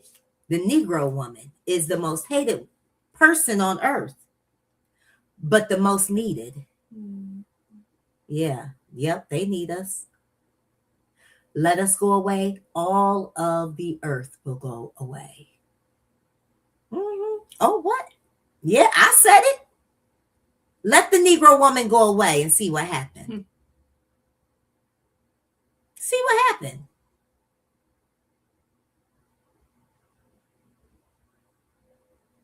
We're the most hated, but the most needed.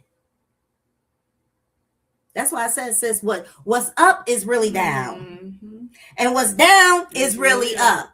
That's why they push that masculine, that misogynist Bible so hard, because they want you to think that it's the man, when it's not. It's both. Mm-hmm. Come on. You can't have one without the other. Come on. They're both needed equally. Mm-hmm. Equally. That's right.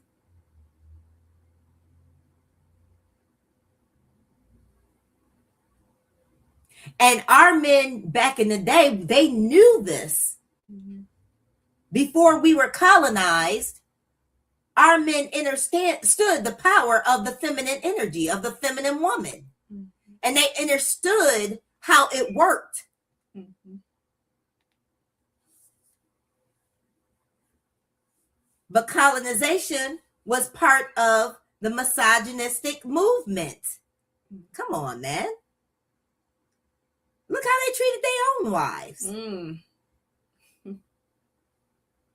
Colonization was part of the misogynistic movement.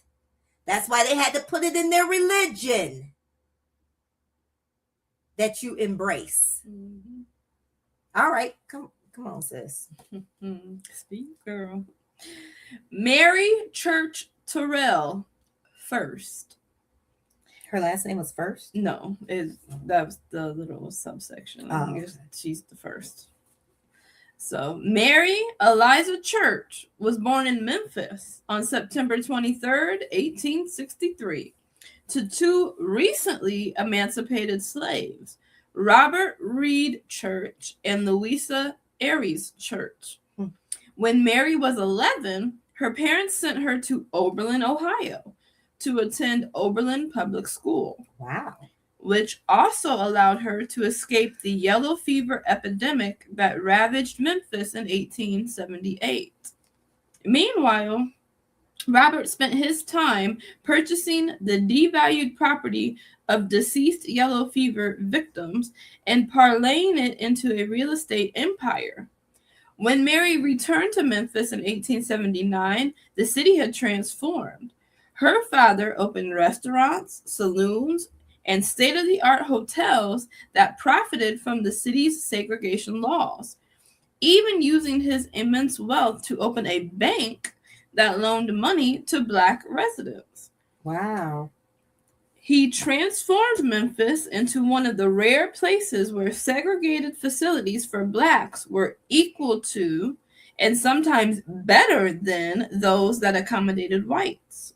See, that's why they got mad. Yep. That's why they got mad right there. Yep. And it's crazy because I don't know if I wonder if Memphis is still more our people today. It is. Okay, good. Mm-hmm. It's a very high population of Negro men and Negro women. Praises. Robert Church had become the South's only African-American millionaire. Come on. First. Meanwhile, Mary's mother, Louisa, had an idea. She opened a posh beauty parlor that catered to Memphis's elite white women. First. When Mary was 17 years old, she graduated from high school and became one of the first Black women accepted into Oberlin College. As the first college in America to accept women, Oberlin created... Oh, I didn't know that. I didn't know that either. Oberlin, Ohio University was the first college to accept Negro women. Mm-hmm. Wow. Go ahead. Oberlin created a course of study for female students that allowed them to graduate in 2 years. Mary said nah, choosing the gentleman's path that required 4 years of study, including learning to speak Greek. While there, she formed a tight clique of besties that included Anna Julia Cooper, the fourth Black woman in America to earn a PhD, and Ida Gibbs, who co-founded the first YWCA for Black women. After graduation, Mary earned her master's degree in education, another first, and began teaching modern languages at the historically Black Wilberforce University, before moving to Europe to study, becoming fluent in French, German, and Italian. After she returned to the States, Oberlin offered her a job as the registrar, which would have made her the first Black woman to hold the position. But Mary wasn't interested in sharing her talent I know that's right. to help white institutions prosper. Come on, Mary. Instead, she went to teach Latin at the infamous M Street School in Washington, D.C., later renamed Paul Dunbar High. As soon as she got the job, the faculty at M Street set about trying to hook Mary up with one of their fellow teachers, Robert Terrell. It worked. Church eventually married Terrell, resigned her teaching post, and was named superintendent of the school. After her wedding, Terrell briefly considered leaving public life as an activist and educator.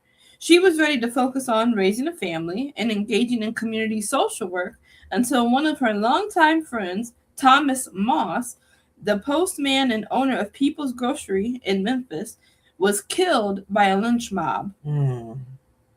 Terrell immediately joined her homegirl Ida B. Wells in the fight for anti-lynching laws, writing an article titled Lynching from a Negro's Point of View in 1904. Like Wells, Church became She wrote a book called what? Lynching from a Negro's Point of View. I gotta find that. In 1904. Like Wells, Church became a prolific columnist and chronicler of Black life, always pushing for gender equality and civil rights. During a trip to the White House, the two pleaded for President Benjamin Harrison to address the lynching epidemic in his State of the Union speech, to no avail. Fortunately, Terrell's mentor convinced her that her talents were too immense for her to leave public life. After all, when your mentor is Frederick Douglass, you do whatever he says. When Terrell was asked to speak at the 1904 International Congress of Women in Berlin, first, she gave the speech in German. Then she delivered it in French. Then she did it again in English. A staunch suffragist, Terrell co-founded the National Association of Colored Women, was a member of Delta Sigma Theta sorority, and along with Ida B. Wells, was one of the two Black women listed as founders of the NAACP. She penned numerous op-eds for the most important newspapers, Black and white, but did so under the pen name Euphemia Kirk. I hope I pronounced that right. Terrell often used her platform to share Wells's research to dispel the myth that lynching laws stopped Black men from becoming uncontrollable rapists. With one breath, these spokesmen for the South admit that during the war, when the men of that section, generally speaking, were on the battlefield fighting to keep the iron heel of oppression upon the neck of their selves, the dusty bondmen left behind on the plantations protected the mothers, daughters, and wives of their masters with a tenderness, a fidelity, and sacredness of trust which the men of no race have ever surpassed, Terrell said in a 1905 speech. With the next breath, they insist that these men and their descendants have changed so radically in sentiment and conduct as to have become sexual degenerates and brutes, unable to control their passion for white women and unwilling to bridle their low desires. If Terrell had dared address the historic fantasy of the sexually insatiable Black savage in modern times, they would have undoubtedly accused her of being a critical race theorist. In a lifetime of incredible achievements, perhaps Terrell's most significant contribution to the movement occurred when she was 87 years old. As one of America's most prominent Black women, she was named chair and spokesperson of the Coordinating Committee for the Enforcement of the D.C. Anti-Discrimination Laws, a group that pledged to fight segregation in the nation's capital.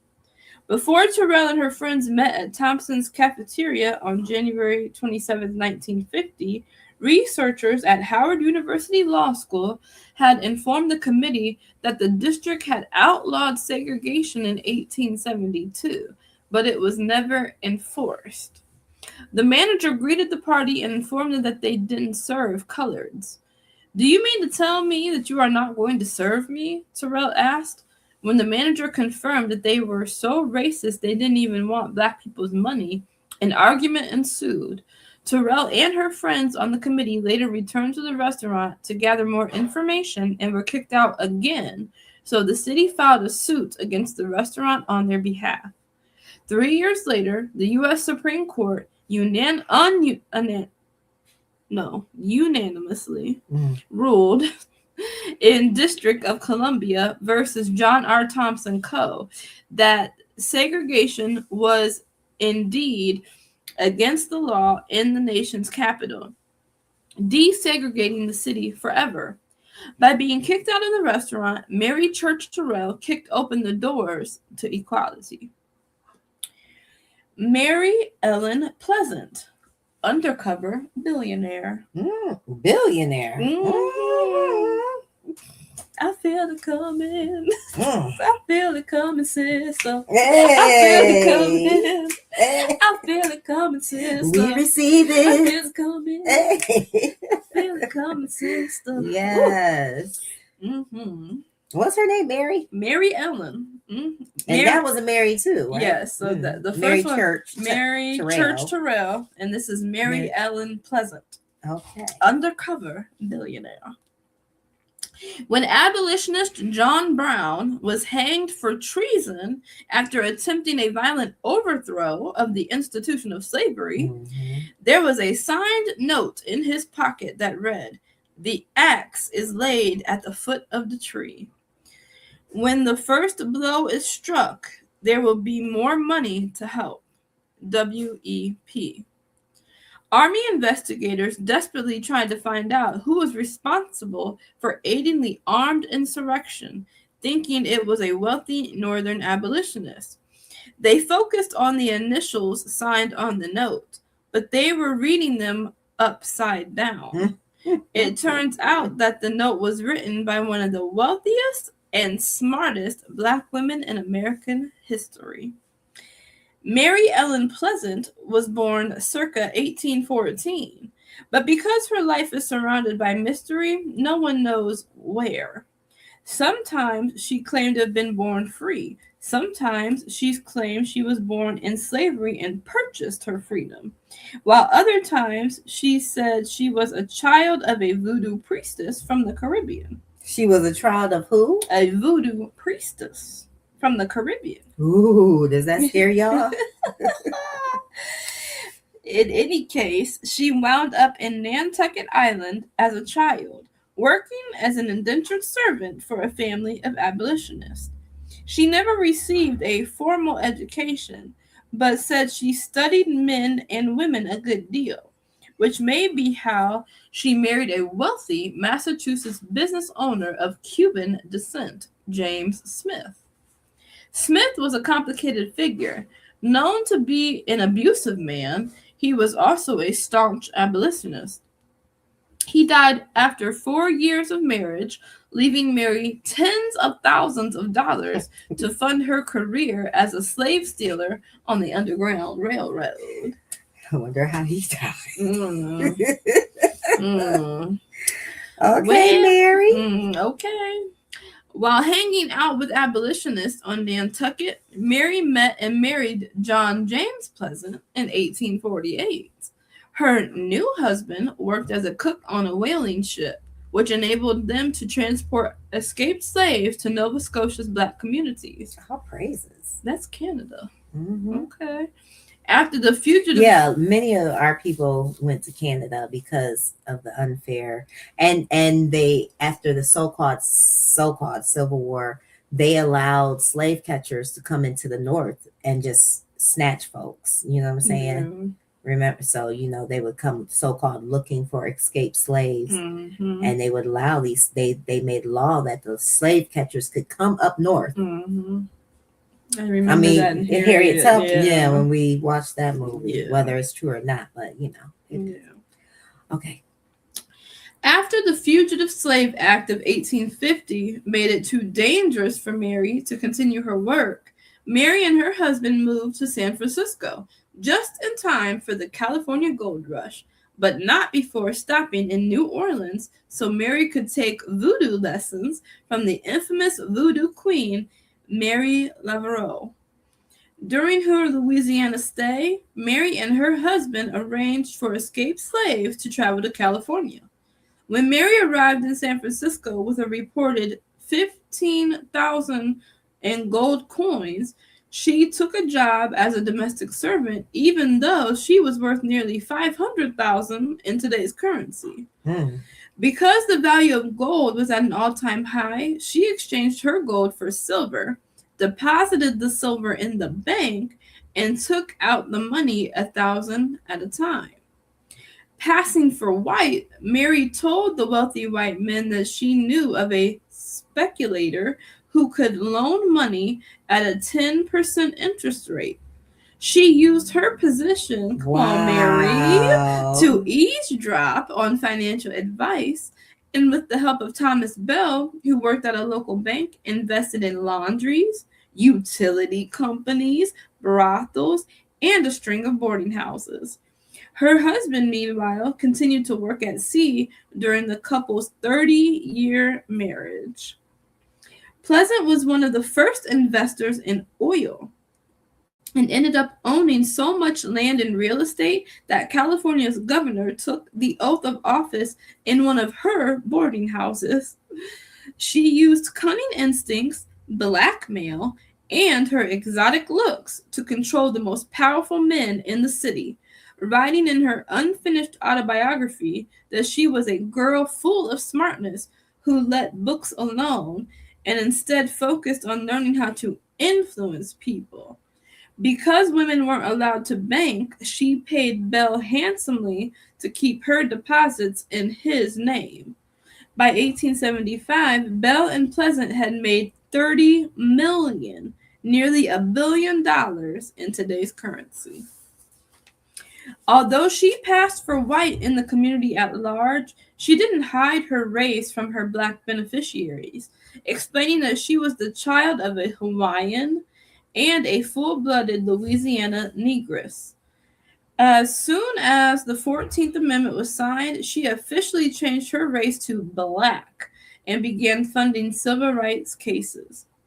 Luckily, she faced little discrimination, partly because she used her connections and relationships to keep extensive records on the wealthy men who patronized her brothels, as well as detailed accounts of their illegitimate children and backroom political dealings.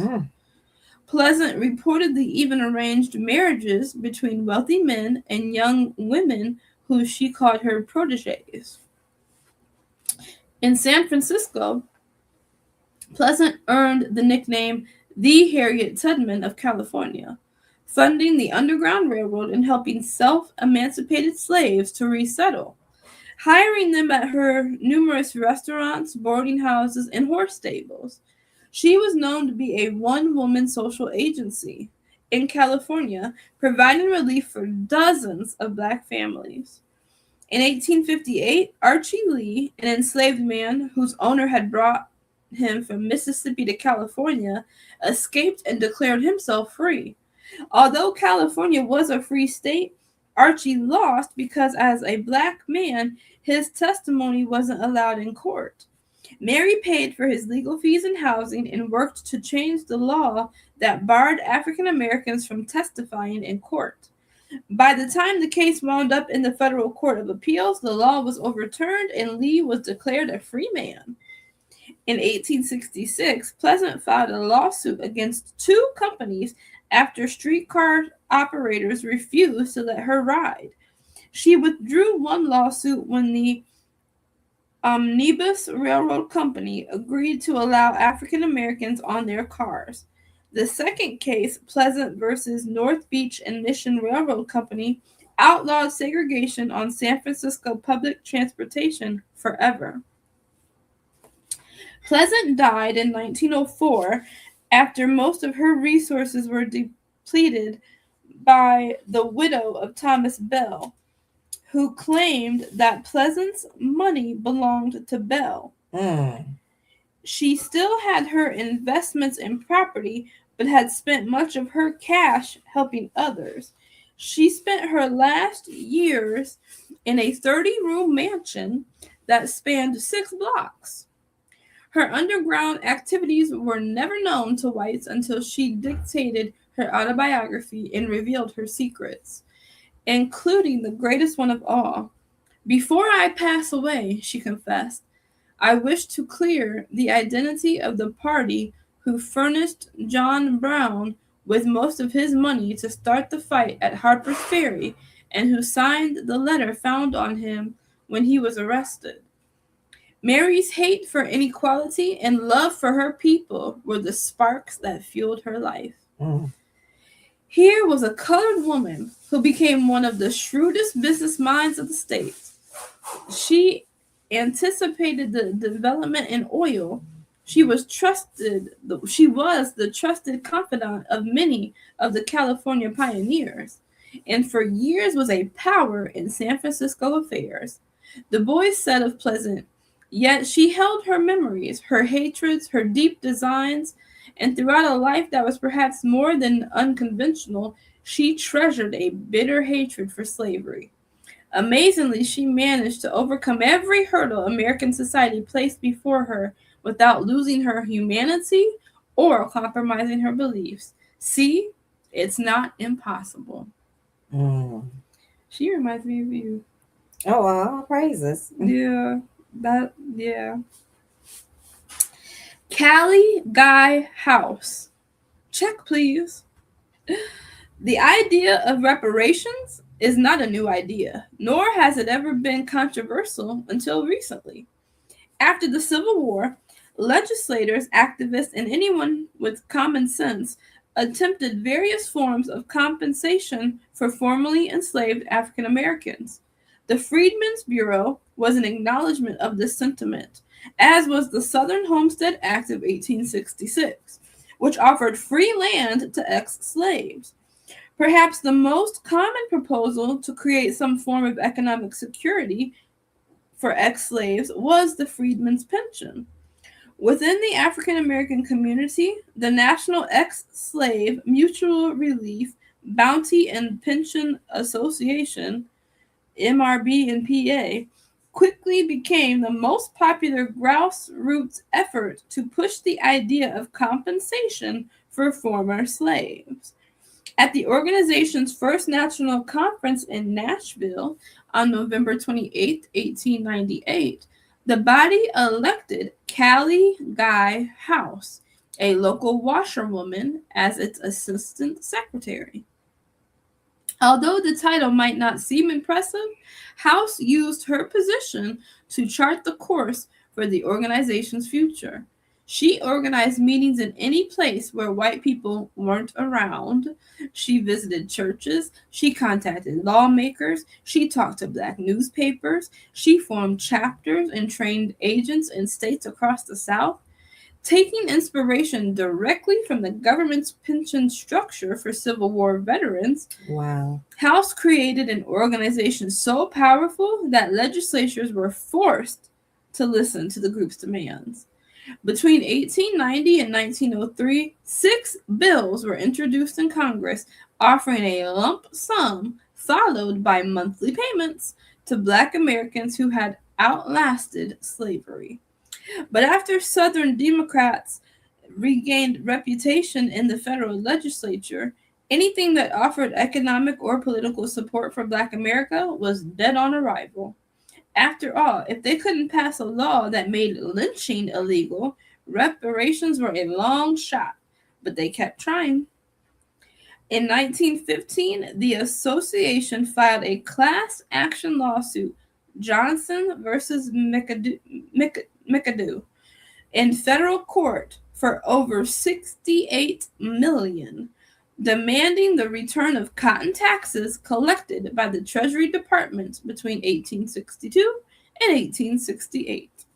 According to the suit, the money was due to former slaves and their ancestors for their unpaid labor.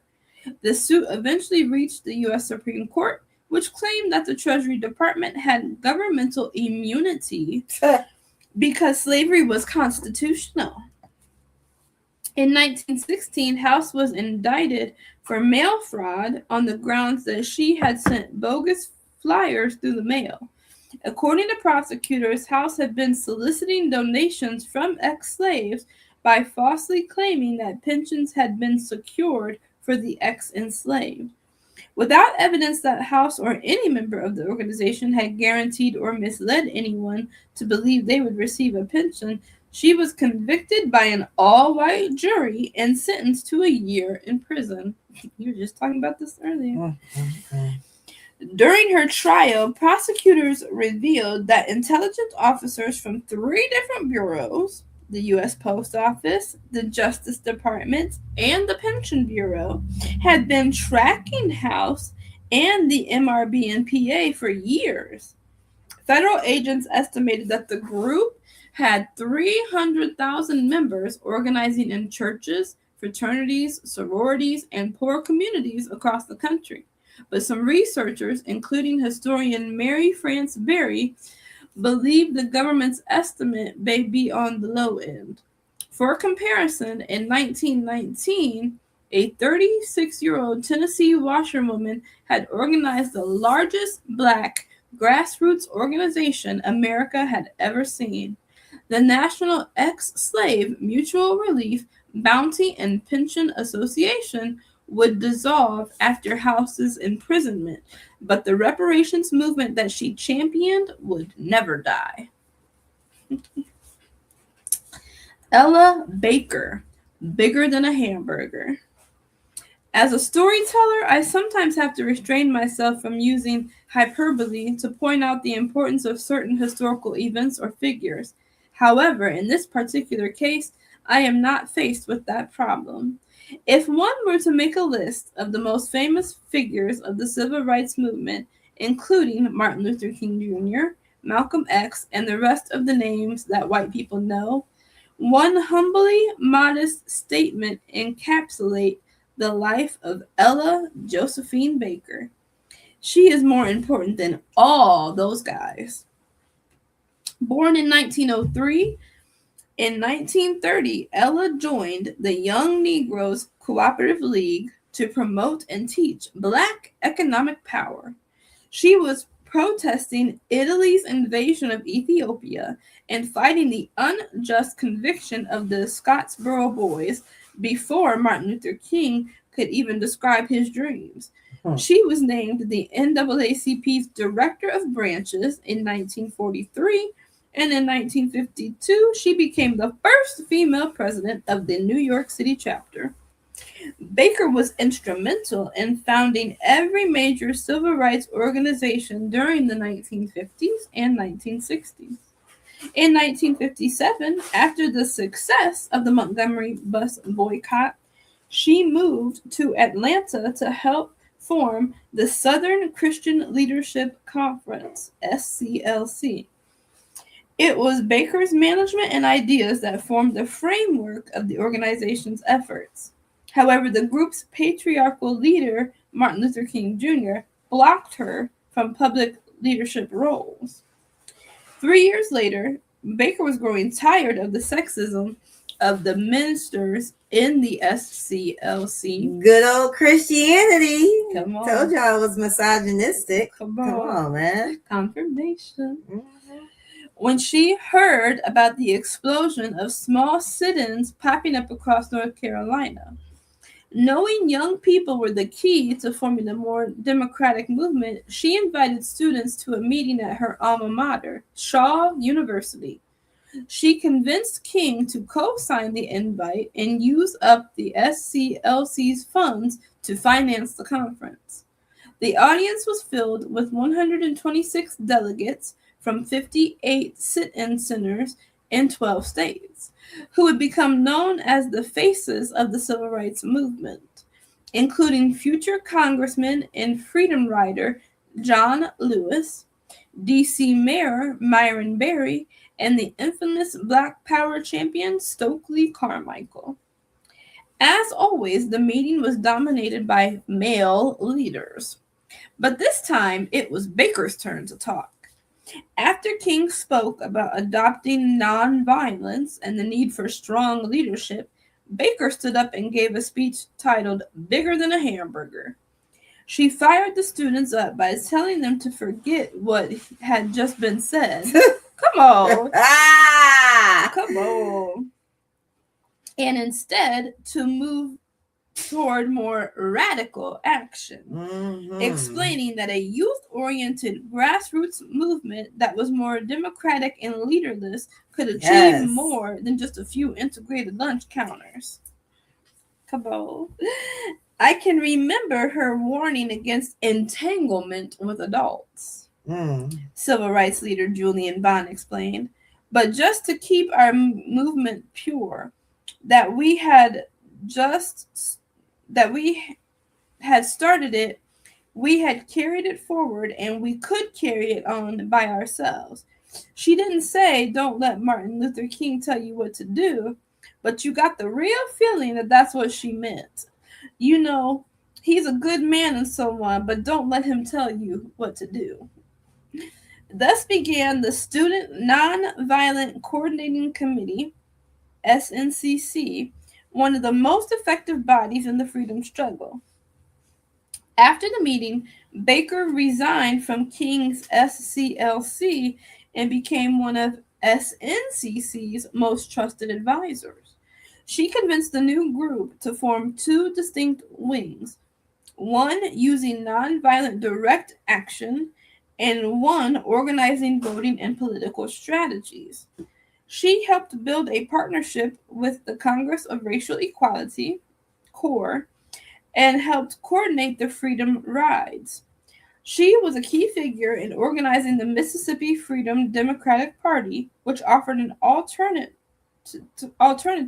to the all-white Democratic Party in the state.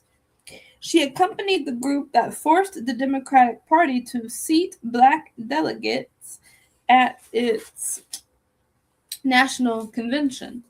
She rejected the messianic traditional male leadership roles and promoted a participatory democracy. Did you catch that? Messianic traditional male leadership roles and promoted a participatory democracy. The results of her actions influenced organizers throughout the country, recasting the desperate fights for equality as one unified civil rights movement. In the 1940s, during her time as an NAACP leader, Baker helped organize leadership training sessions for young people interested in community activism. One of her youngest workshop participants would eventually rise to become secretary of her local NAACP chapter. Inspired by Baker, a young woman named Rosa Parks volunteered for a project that required her to sit down on a Montgomery bus and say, "Nah, I'm good." Ella Baker's battle plans were as important as the foot soldiers who stood on the front lines in the fight for equality and civil rights. Yet, because she was a victim of the inequality she fought against, her name is not as well known as those of her contemporaries. Perhaps she would be more famous if she had someone like Ella Baker to champion her cause. Then again, there is only one Ella Baker. Amelia Boynton will be there. Amelia Boynton was everywhere. In 1861, when civil rights advocates began the early push to expand voting rights in Dallas County, Alabama, a number of different strategies were brought to the table. First, they needed to know how many Black people in Selma and the surrounding areas had been disenfranchised. Knowing that children might not be suspected of subverting the Jim Crow laws, local activist Amelia Boynton had already organized kids in Dallas County to go door to door handing out surveys, concluding that of the 15,000 voting age Black residents, just 242 were registered to vote.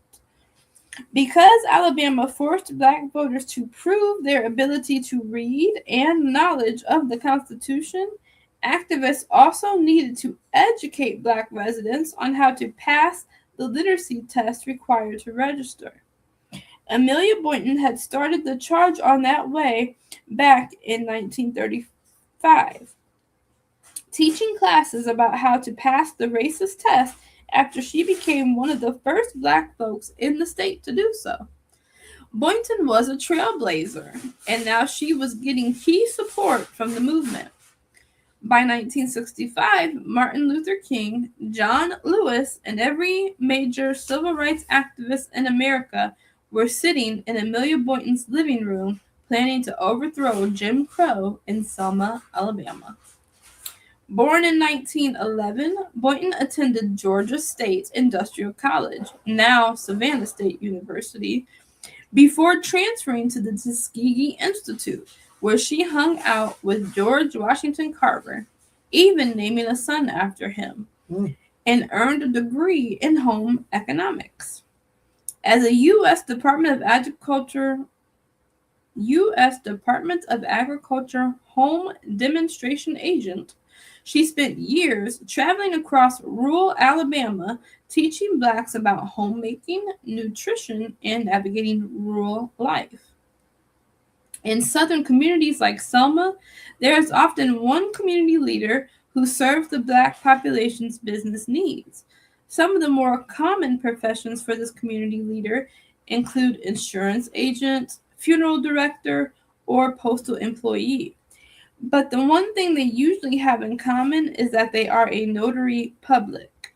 So when the Ku Klux Klan ran the town's only Black notary public out of town, making it impossible to register to vote, Amelia convinced her husband to start an insurance agency, become a notary, and take over the organization the man had started, the Dallas County Voters League, DCVL.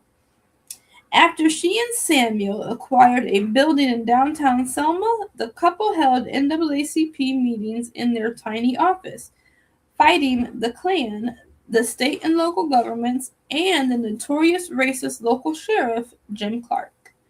And she even fought hand-to-hand when a well-known racist attacked the Boyntons in their downtown office in 1954.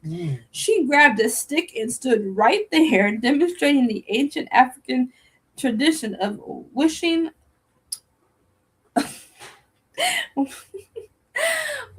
wishing an MF would. Oh, okay. That's what it's saying. We know what they mean when they say that. I wish him up would. That's my sis.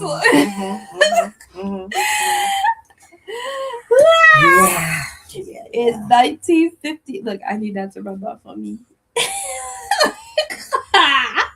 In 1958, a young Howard Law School student was riding the bus to Selma for Christmas break when the bus stopped at a trail-raised bus station in Virginia to allow the passengers to eat.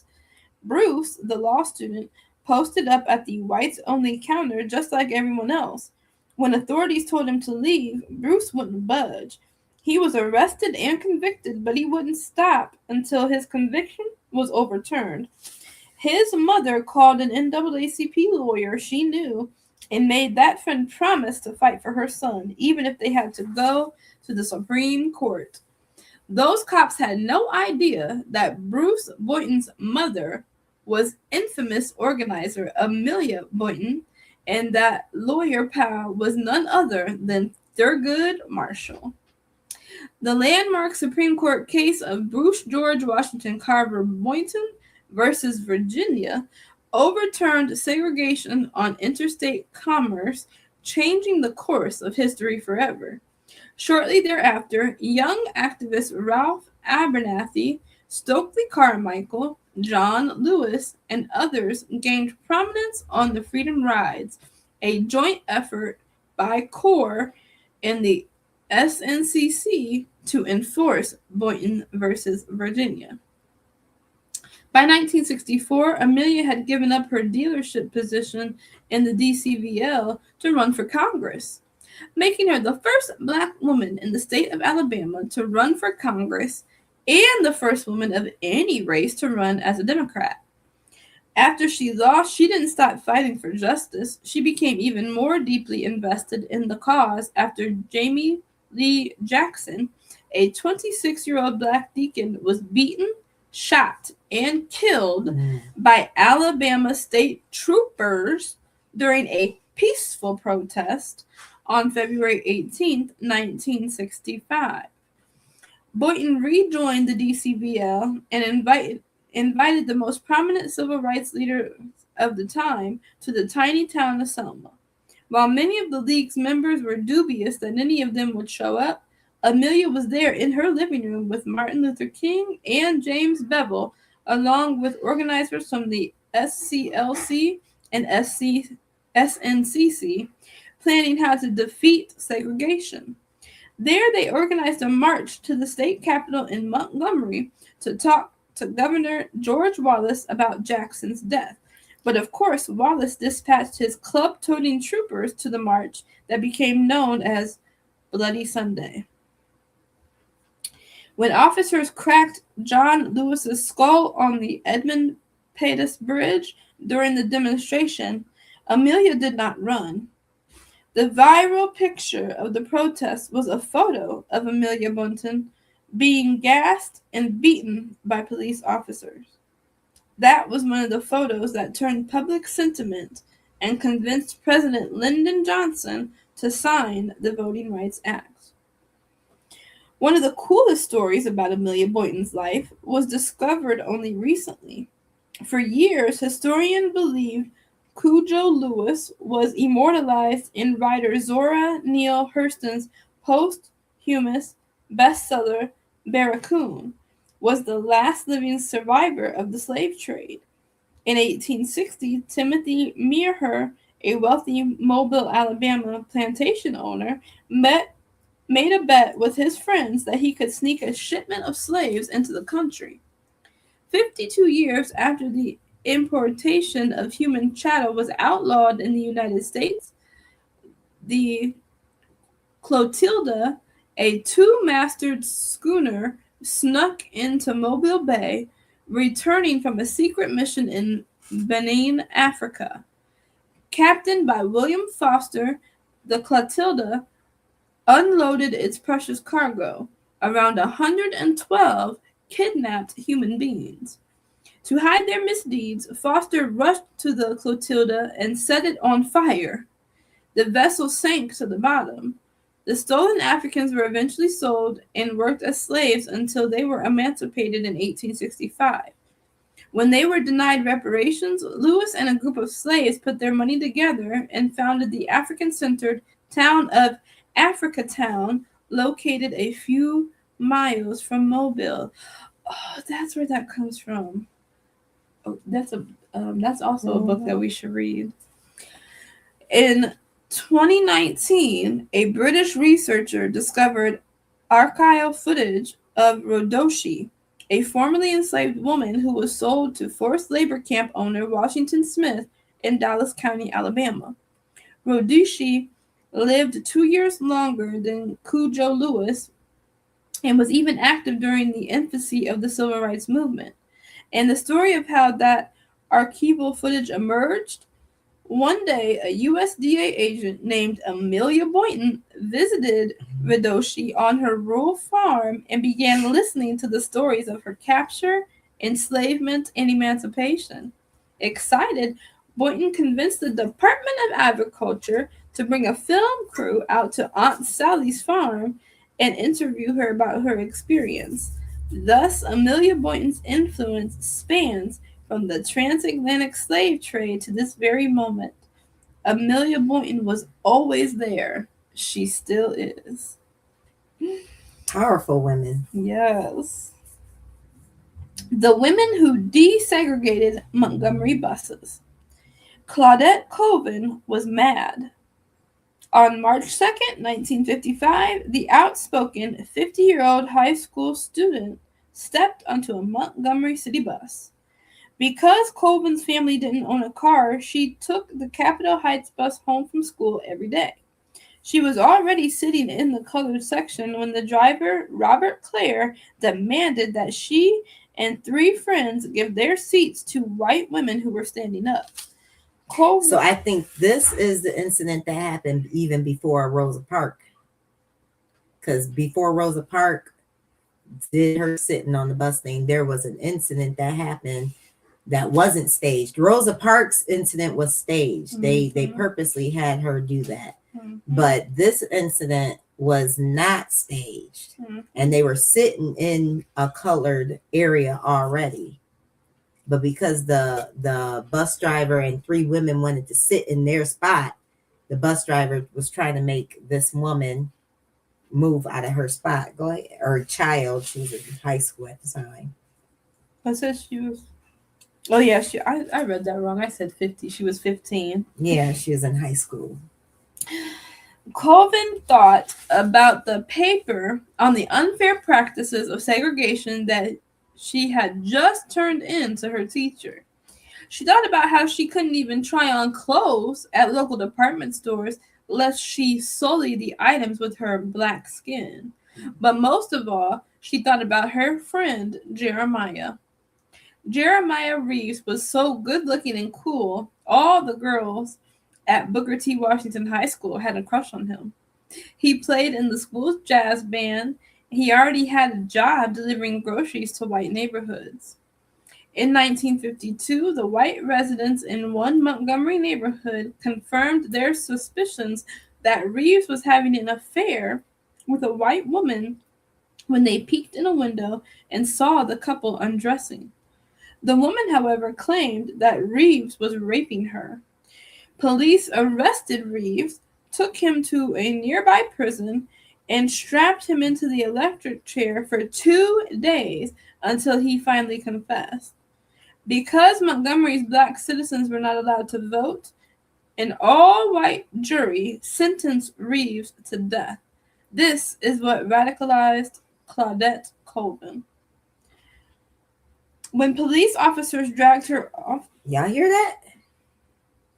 He was delivering groceries to an all-white neighborhood. He gets entangled with a white woman. Consented on both sides.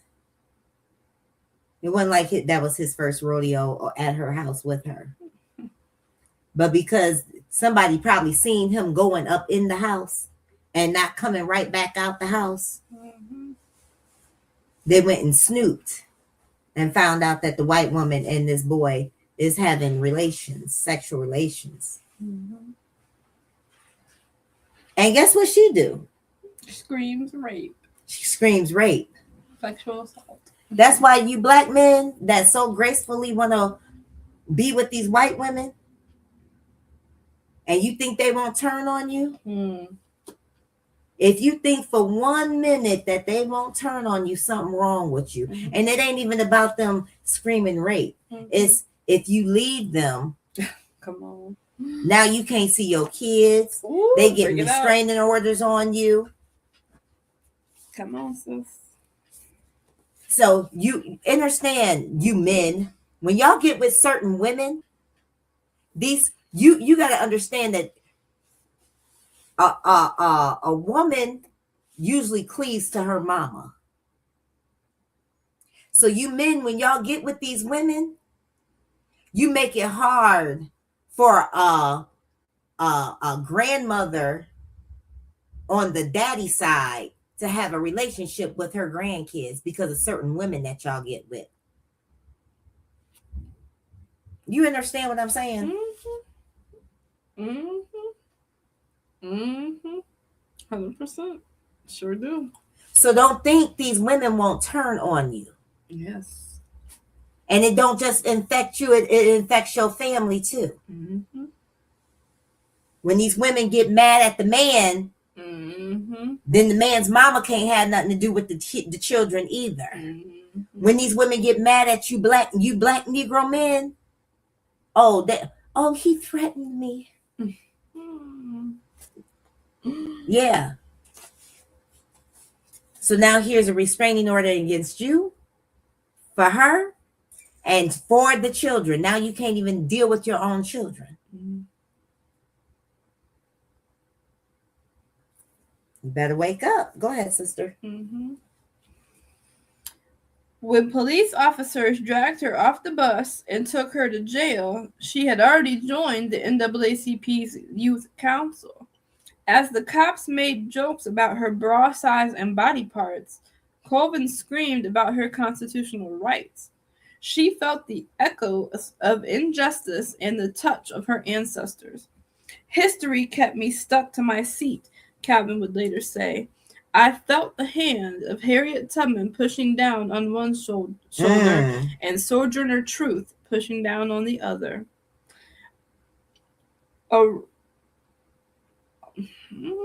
Aurelia Browder, there we go, would be next. A widower with 6 children, Browder didn't complete her high school education until she was in her 30s.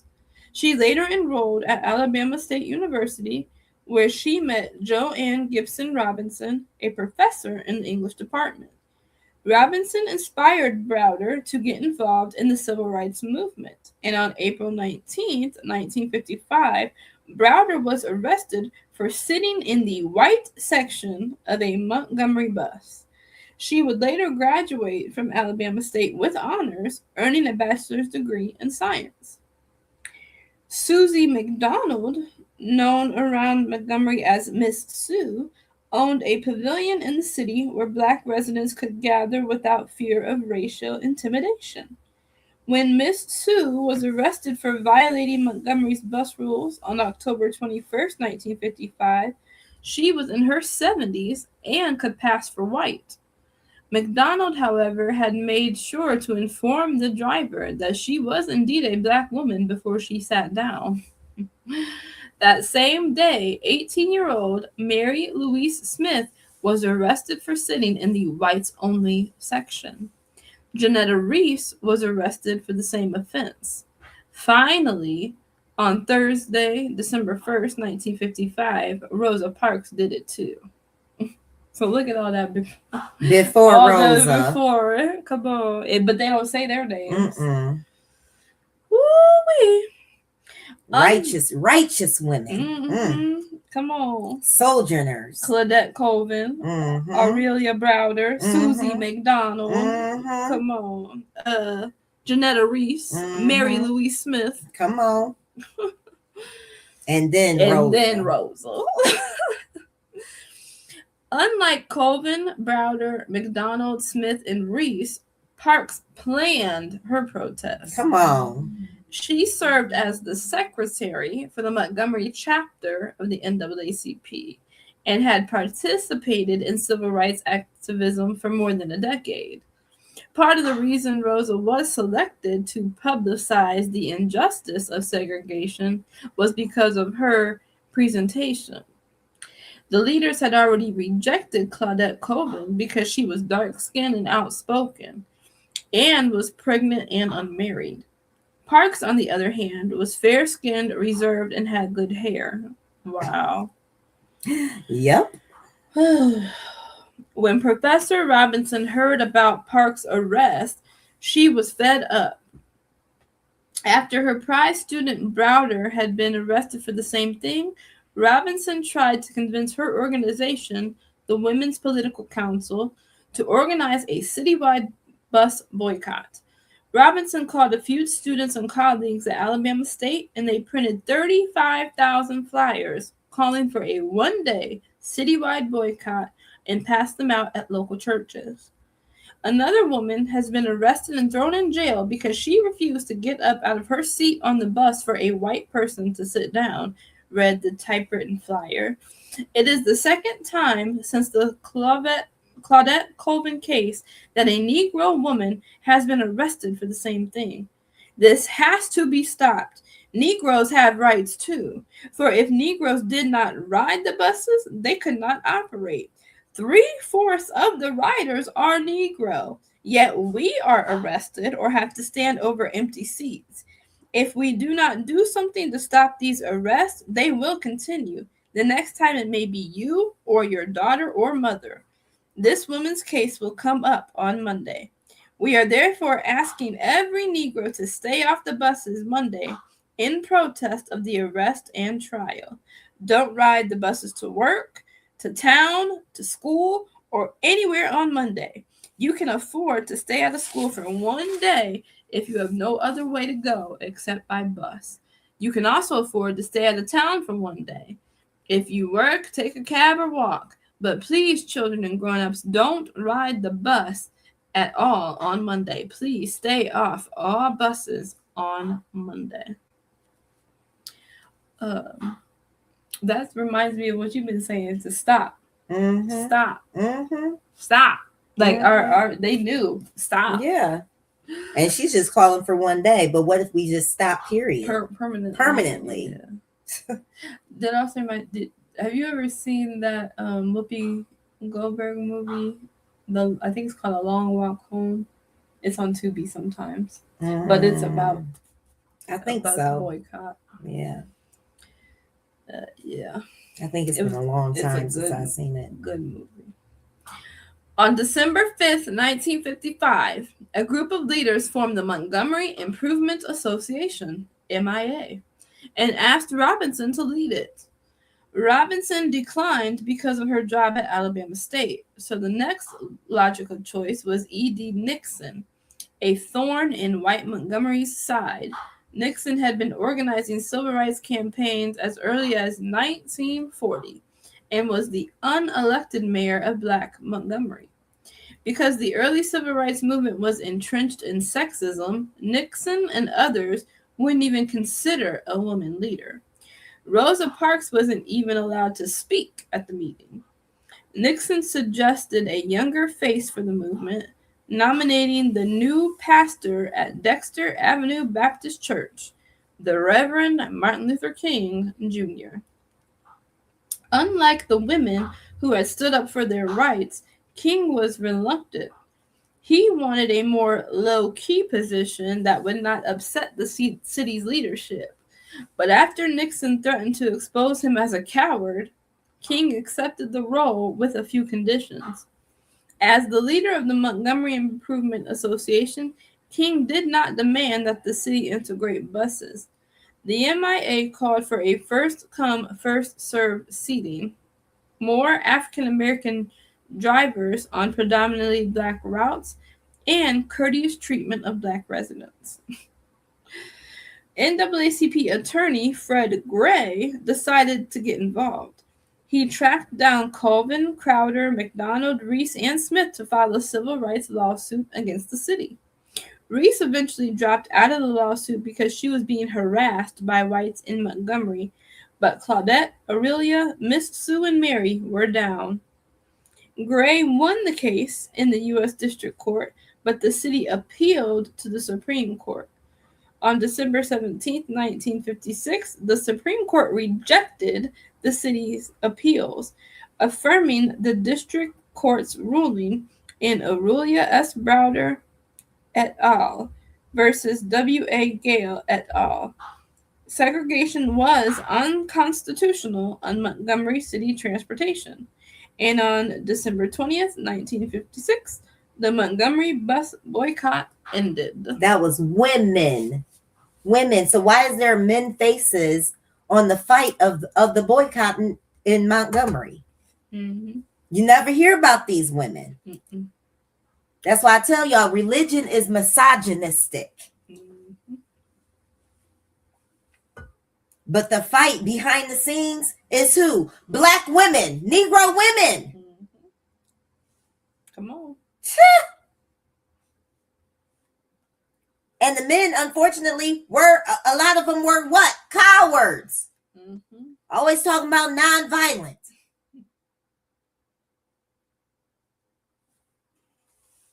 But the fight, these women was thrown in jail. Mm-hmm.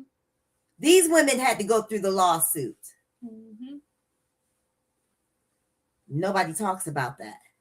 She named about 10 women, 10 to 15 women before Rosa Parks. And Rosa Parks was staged and planned. The others weren't staged and planned. Mm-hmm. Go ahead, sister. Mary McLeod Bethune, military genius. Not far from the plantation where my ancestors were enslaved in Sumter and Lee counties sits a Maysville, South Carolina, rice and cotton farm, where Mary Jane McLeod was born. Everyone knows that Mary McLeod Bethune would eventually take $1.50 and create the Daytona Literary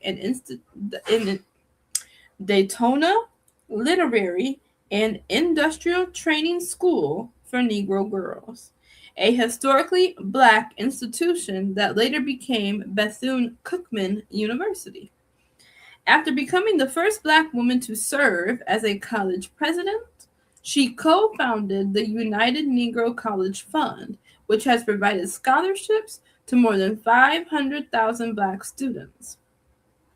During this time, she forged a friendship with President Franklin Roosevelt's wife and used her status as Eleanor Roosevelt's closest friend in her age group to push the president on his civil rights agenda.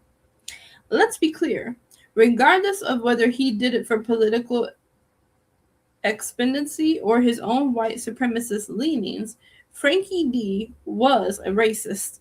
He refused to support anti-lynching legislation. He nominated a Klansman to the Supreme Court. He interned American citizens in concentration camps. And when he introduced his New Deal that made it rain billions on white America to lift the country out of the Great Depression, he largely excluded Black citizens. But behind the scenes, Bethune was one of the few people who could speak to Franklin in the African-American dialect known as keeping it real, successfully using her influence with the First Lady to push for economic and political progress for Black America. Because he rarely came in contact with people of the Negro persuasion, Roosevelt thought Bethune was one of the smartest women who ever lived. As the director of the Division of Negro Affairs of the National Youth Administration, she convinced the president to set aside 300,000 public works jobs for African Americans. In 1936, Roosevelt tapped Bethune to organize the Federal Council of Negro Affairs, known as the Black Cabinet. The group of scholars, activists, and leaders wasn't an official government-sanctioned entity. They took no notes and usually gathered in Bethune's apartment or her office as a back channel on policy for Black America. One of the group's first orders of business was to discuss recent union protests led by union organizer Asa Philip Randolph, who was demanding an end to discrimination in defense industries. Because he was a socialist and a radical, Randolph wasn't a member of the Black Cabinet, but the Brain Trust knew the power and influence he wielded among the Black working class. The president was kind of preoccupied with this little thing called World War II, so he dismissed Randolph's threats of a large-scale protest in Washington until Bethune said, "Trust me, you want to listen to old boy." Roosevelt put the Black Cabinet in charge of addressing the issue.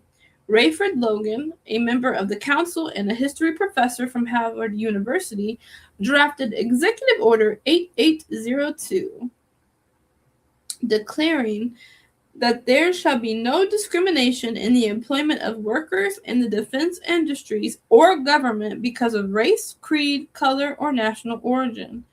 The order also established the Fair Employment Practice Committee to enforce equality in the defense industry. With such a momentous victory under her belt, one would assume Bethune would leave well enough alone. But more can be done, she wrote in a letter to Roosevelt on November 27, 1939.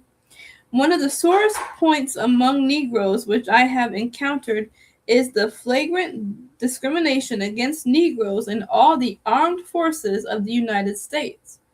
Forthright action on your part to lessen discrimination and segregation, and particularly in affording opportunities for the training of Negro pilots for the Air Corps, would gain tremendous goodwill, perhaps even out of proportion to the significance of such action. Bethune didn't just make the suggestion that Roosevelt introduce black pilots to the Army's newly created Air Force. She laid out a plan on how to get it done without ruffling feathers. Among the Army's top brass, black pilots flying airplanes was a ludicrous idea. There hadn't been an African-American pilot in the history of the U.S. Armed Forces. And if you thought white people hated seeing uniformed blacks being treated as heroes after World War I, can you imagine how furious they would be about black pilots flying the most sophisticated aircraft in the world? Commanding General Henry Hap Arnold was in dire need of pilots, but admitted that a crew of African-American airmen would result in Negro officers serving over white enlisted men, creating an impossible social situation. To quell the controversy, Arnold commissioned a report that concluded that because of Roosevelt's executive order, the Army couldn't turn away qualified black pilots. However, there were only 124 African-American pilots in the entire country. And since the Army was segregated, there was no place to train them and no funds to build an entirely new training facility. Black leaders felt betrayed. The July 1940 cover of The Crisis explained the controversy perfectly. Warplanes. Negro Americans may not build them, repair them, or fly them, but they must help pay for them. That sounds about right. Bethune, however, was fine about the Army's decision because she had already found a solution to this inequality. Inequity. Found a solution to this inequity. Unbeknownst to most America, Bethune had privately convinced the White House to tack a benign provision, Public Law 18, onto a military appropriations bill intended to prepare the nation's armed forces for war. The addendum included funds for black colleges and required the establishment of Civilian Pilot Training Program, CPTP, a non-military aviation program that found qualified civilians and trained them as pilots. Because the Civilian Pilot Training Program wasn't technically part of the military, the historically black colleges had been sending prospective pilots to train at the Tuskegee Institute, which used funds from Public Law 18 to recruit, test, and train black pilots using the exact same methods employed at nearby Maxwell Field in Montgomery. Still, they needed a platform to prove they were as good as the white boys, and naturally, Bethune had a literal ace up her sleeve. On March 29, 1941, Eleanor arrived in Tuskegee to attend a trustee meeting for the Rosenwald Fund, a charity that donated millions to black educational institutions, including Bethune-Cookman College. After her morning meetings, the First Lady took a day trip to Tuskegee's flight training site, where she met C. Alfred Chief Anderson, a black pilot. Ignoring the protest of her Secret Service officers, Eleanor asked Anderson to take her on a short flight. 40 minutes later, the First Lady told Anderson, "Well, you can fly all right." 4 months later, on July 19, 1941, the Army welcomed Class 42C, the U.S. military's first all-black class, to train as combat pilots. Even though Tuskegee had identified, trained, and qualified the black civilian pilots for flight school, the Army still resisted, citing the military segregation policy. The top brass still insisted there was no place to complete their military training. But this is where Bethune's seemingly innocuous plan came together. Remember Eleanor's meeting for the Rosenwald Fund? After her flight, the First Lady arranged for a loan to build Moton Field in Tuskegee, where the soldiers could complete their first phase of training. And because Randolph's Executive Order 8802 forbade discrimination in awarding defense contracts, black-owned construction firm McKissick and McKissick won the contract to build a state-of-the-art training facility. All praises. Using a design by African-American architect Hilliard Robinson, labor from 2,000 of those black public works employees that Bethune had lobbied for, and the funds from Public Law 18, McKissick and McKissick completed Tuskegee Army Airfield in just 6 months, making it the only Army site that hosted 3 phases of pilot training: basic, advanced, and transition at a single location. On June 11th, 1943, German and Italian troops surrendered the Mediterranean island of Petelia. In the entire military history of the world, a land force had never been defeated by an air-only assault until the very first mission of the 99th Pursuit Squadron of the U.S. Army Air Force, or as we call them, the Tuskegee Airmen. All right. Mary McLeod Bethune's legacy extended into every section of Black life in politics, education, economics, and social life. And all it took was wisdom, courage, intelligence, and a measly $1.50. And that, you see what that black woman did? Yeah. See, y'all praising Martin Luther King, who sent us into the burning house. Come on. He sent us into the hands of our oppressor. Mm-hmm. And they just celebrated Martin Luther King Day. Mm-hmm. Are you kidding me? But here, this woman, she dismantled the segregation, not trying to integrate us, but by giving us our what? Our own. Yep. Our own. And our airfield ended up being one of the best in the world. State of the art. That's why we don't need to be with them. We need to be separated. We used our not archaeologists, the builder. Architects. We used our architects. Mm-hmm. We used our contractors. Mm-hmm. We used all of our men working. Yeah.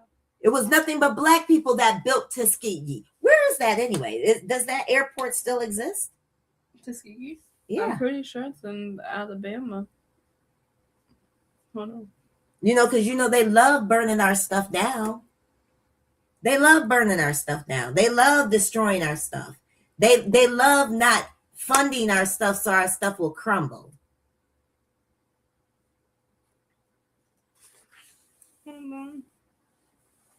But yeah, a woman was behind that.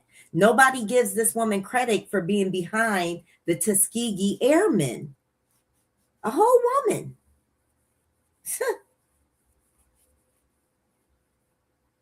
I would love to, if it's still around, I would love to go see it.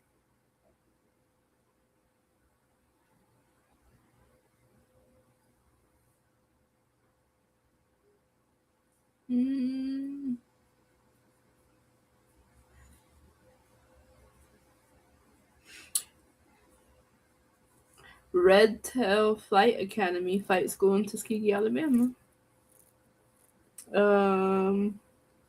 That says it's a non-profit flight school honoring the Tuskegee Airmen. So I'm sure white people got a hold of that. Right. And now they're making money off of it, unfortunately. Yeah. And I'm not saying that to be mean, but that's what y'all do. It's probably not in our hands anymore. Right. All right, let's finish up. Yeah. All praises. Okay.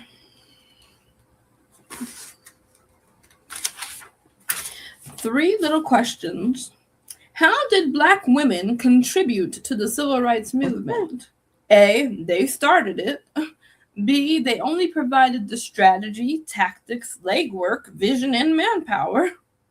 C, according to census data, the vast majority of Black activists were birthed by Black women. D, by being Black women. All of the above. Number 2, who was more famous during her lifetime?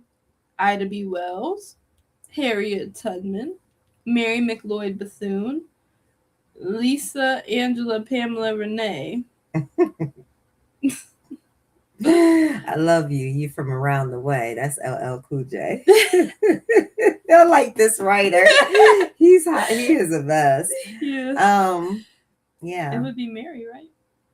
Who was the most well known? The most more famous. Or read the question again. Who was more famous during her lifetime? Ida B. Wells, Harriet Tubman, Mary McLeod Bethune, and then Lisa Angela Pamela Renee. I would say all of them during their existence, because they were all in existence at a different time. So yeah, I would say all of them.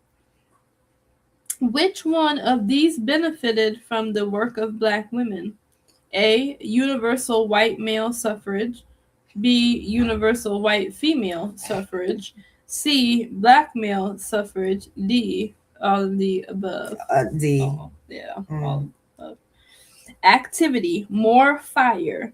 Read about these Black women. And this book just confirmed what I said earlier about how our Black men like to suppress us, Black Negro women.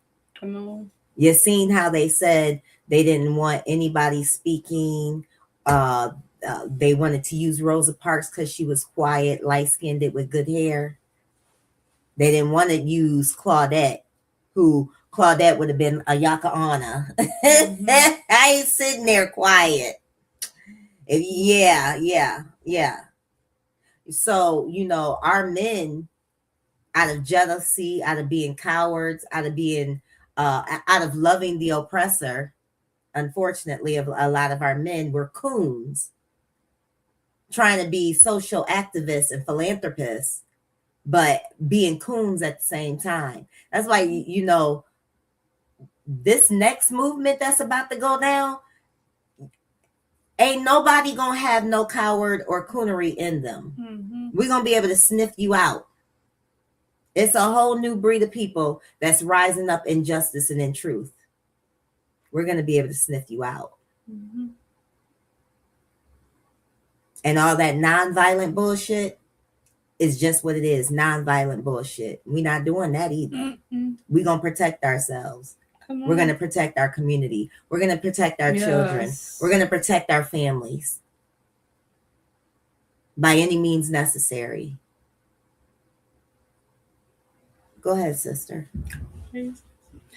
Activity, more fire. Read about these Black women. Daisy Bates, Josephine Baker, Elaine Brown, Septima Clark, Shirley Chisholm, Anna Julia Cooper, Angela Davis, Charlotte Dupuy, the Edmondson sisters, Fannie Lou Hamer, Dorothy Height, Claudia Jones, Barbara Jordan, Marsha P. Johnson, Polly Murray, Sojourner Truth, Madam C.J. Walker. And out of all those names, I only know 5. I only know 5 of those women. The other ones I don't know. Never heard of them. Me either. That's better than me. I know 3. I knew 3 of those names. And that's a shame because these women paved the way, and we don't pay homage to our ancestors like we should be. But you want to pay homage to a white Jesus that ain't never did a damn thing for you. You want to pay homage to a Yahushua, a black Jesus that ain't never did nothing for you. But you won't pay homage to these people that bled, that went to prison, that got beat up, that died. So you could have the little bit of freedom that you got right now. So you don't have to sit in the back of the bus. So you can go to the grocery store without being harassed. And we don't know about our people. We don't know about our ancestors. And that's why Christianity, that damn wicked religion, and Hebrewanity tells you don't pay homage to your ancestors. What are you talking about? They're the ones that gave their life. Not your fictitious Jesus. You just saying that shit because somebody told you that. And somebody told them. And somebody beat it into their ancestor. So that generational curse has followed you, and you feed the same rhetoric to your family. Instead of telling your family of the people that truly gave their lives. Y'all don't want to hear this. These people truly gave their life. And you don't even know their name. All right, sister, I'm done. Okay. You want to read this or not? It's Sister Rosetta Tharpe, the queer black woman who invented rock and roll. Oh, but you know what? She's got a movie. Okay. Her movie is either on. Oh, what's her name again? Sister Rosetta Tharpe. She was a lesbian, but she created rock and roll. Her movie was on, I believe, Netflix. She had a movie, but we'll read it next time. Okay.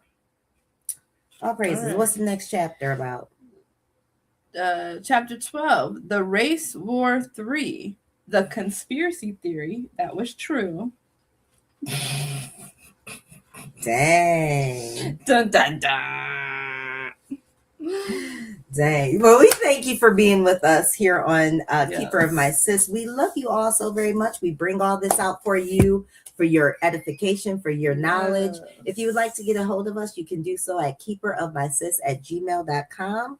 Or you can message us on our Facebook Messenger on our Keeper of My Sis page. Yeah. Also, if you would like to join our YAH for Zion Fitness page, you can do so via Facebook. Come in, request to be let in, and we'll let you in the family. We are for not just our spiritual enlightenment, not just for our intellectual and knowledge enlightenment, but we are about our physical bodies. If you would like to sow into my life and Yasatari's life, you can do so via cashapp at $ Keeper of My Sis.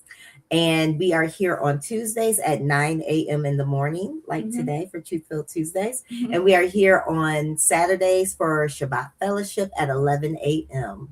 If you would like to listen to the music that we have, it's up top linked. And we have some other links up top for the YAH for Zion Fitness and other different links that you can just link up with us if you would like to. We are also on TikTok. So come on over and join us on TikTok. We love you all so very much. We pray that you have a Baruch day, that you continue in peace and shalom.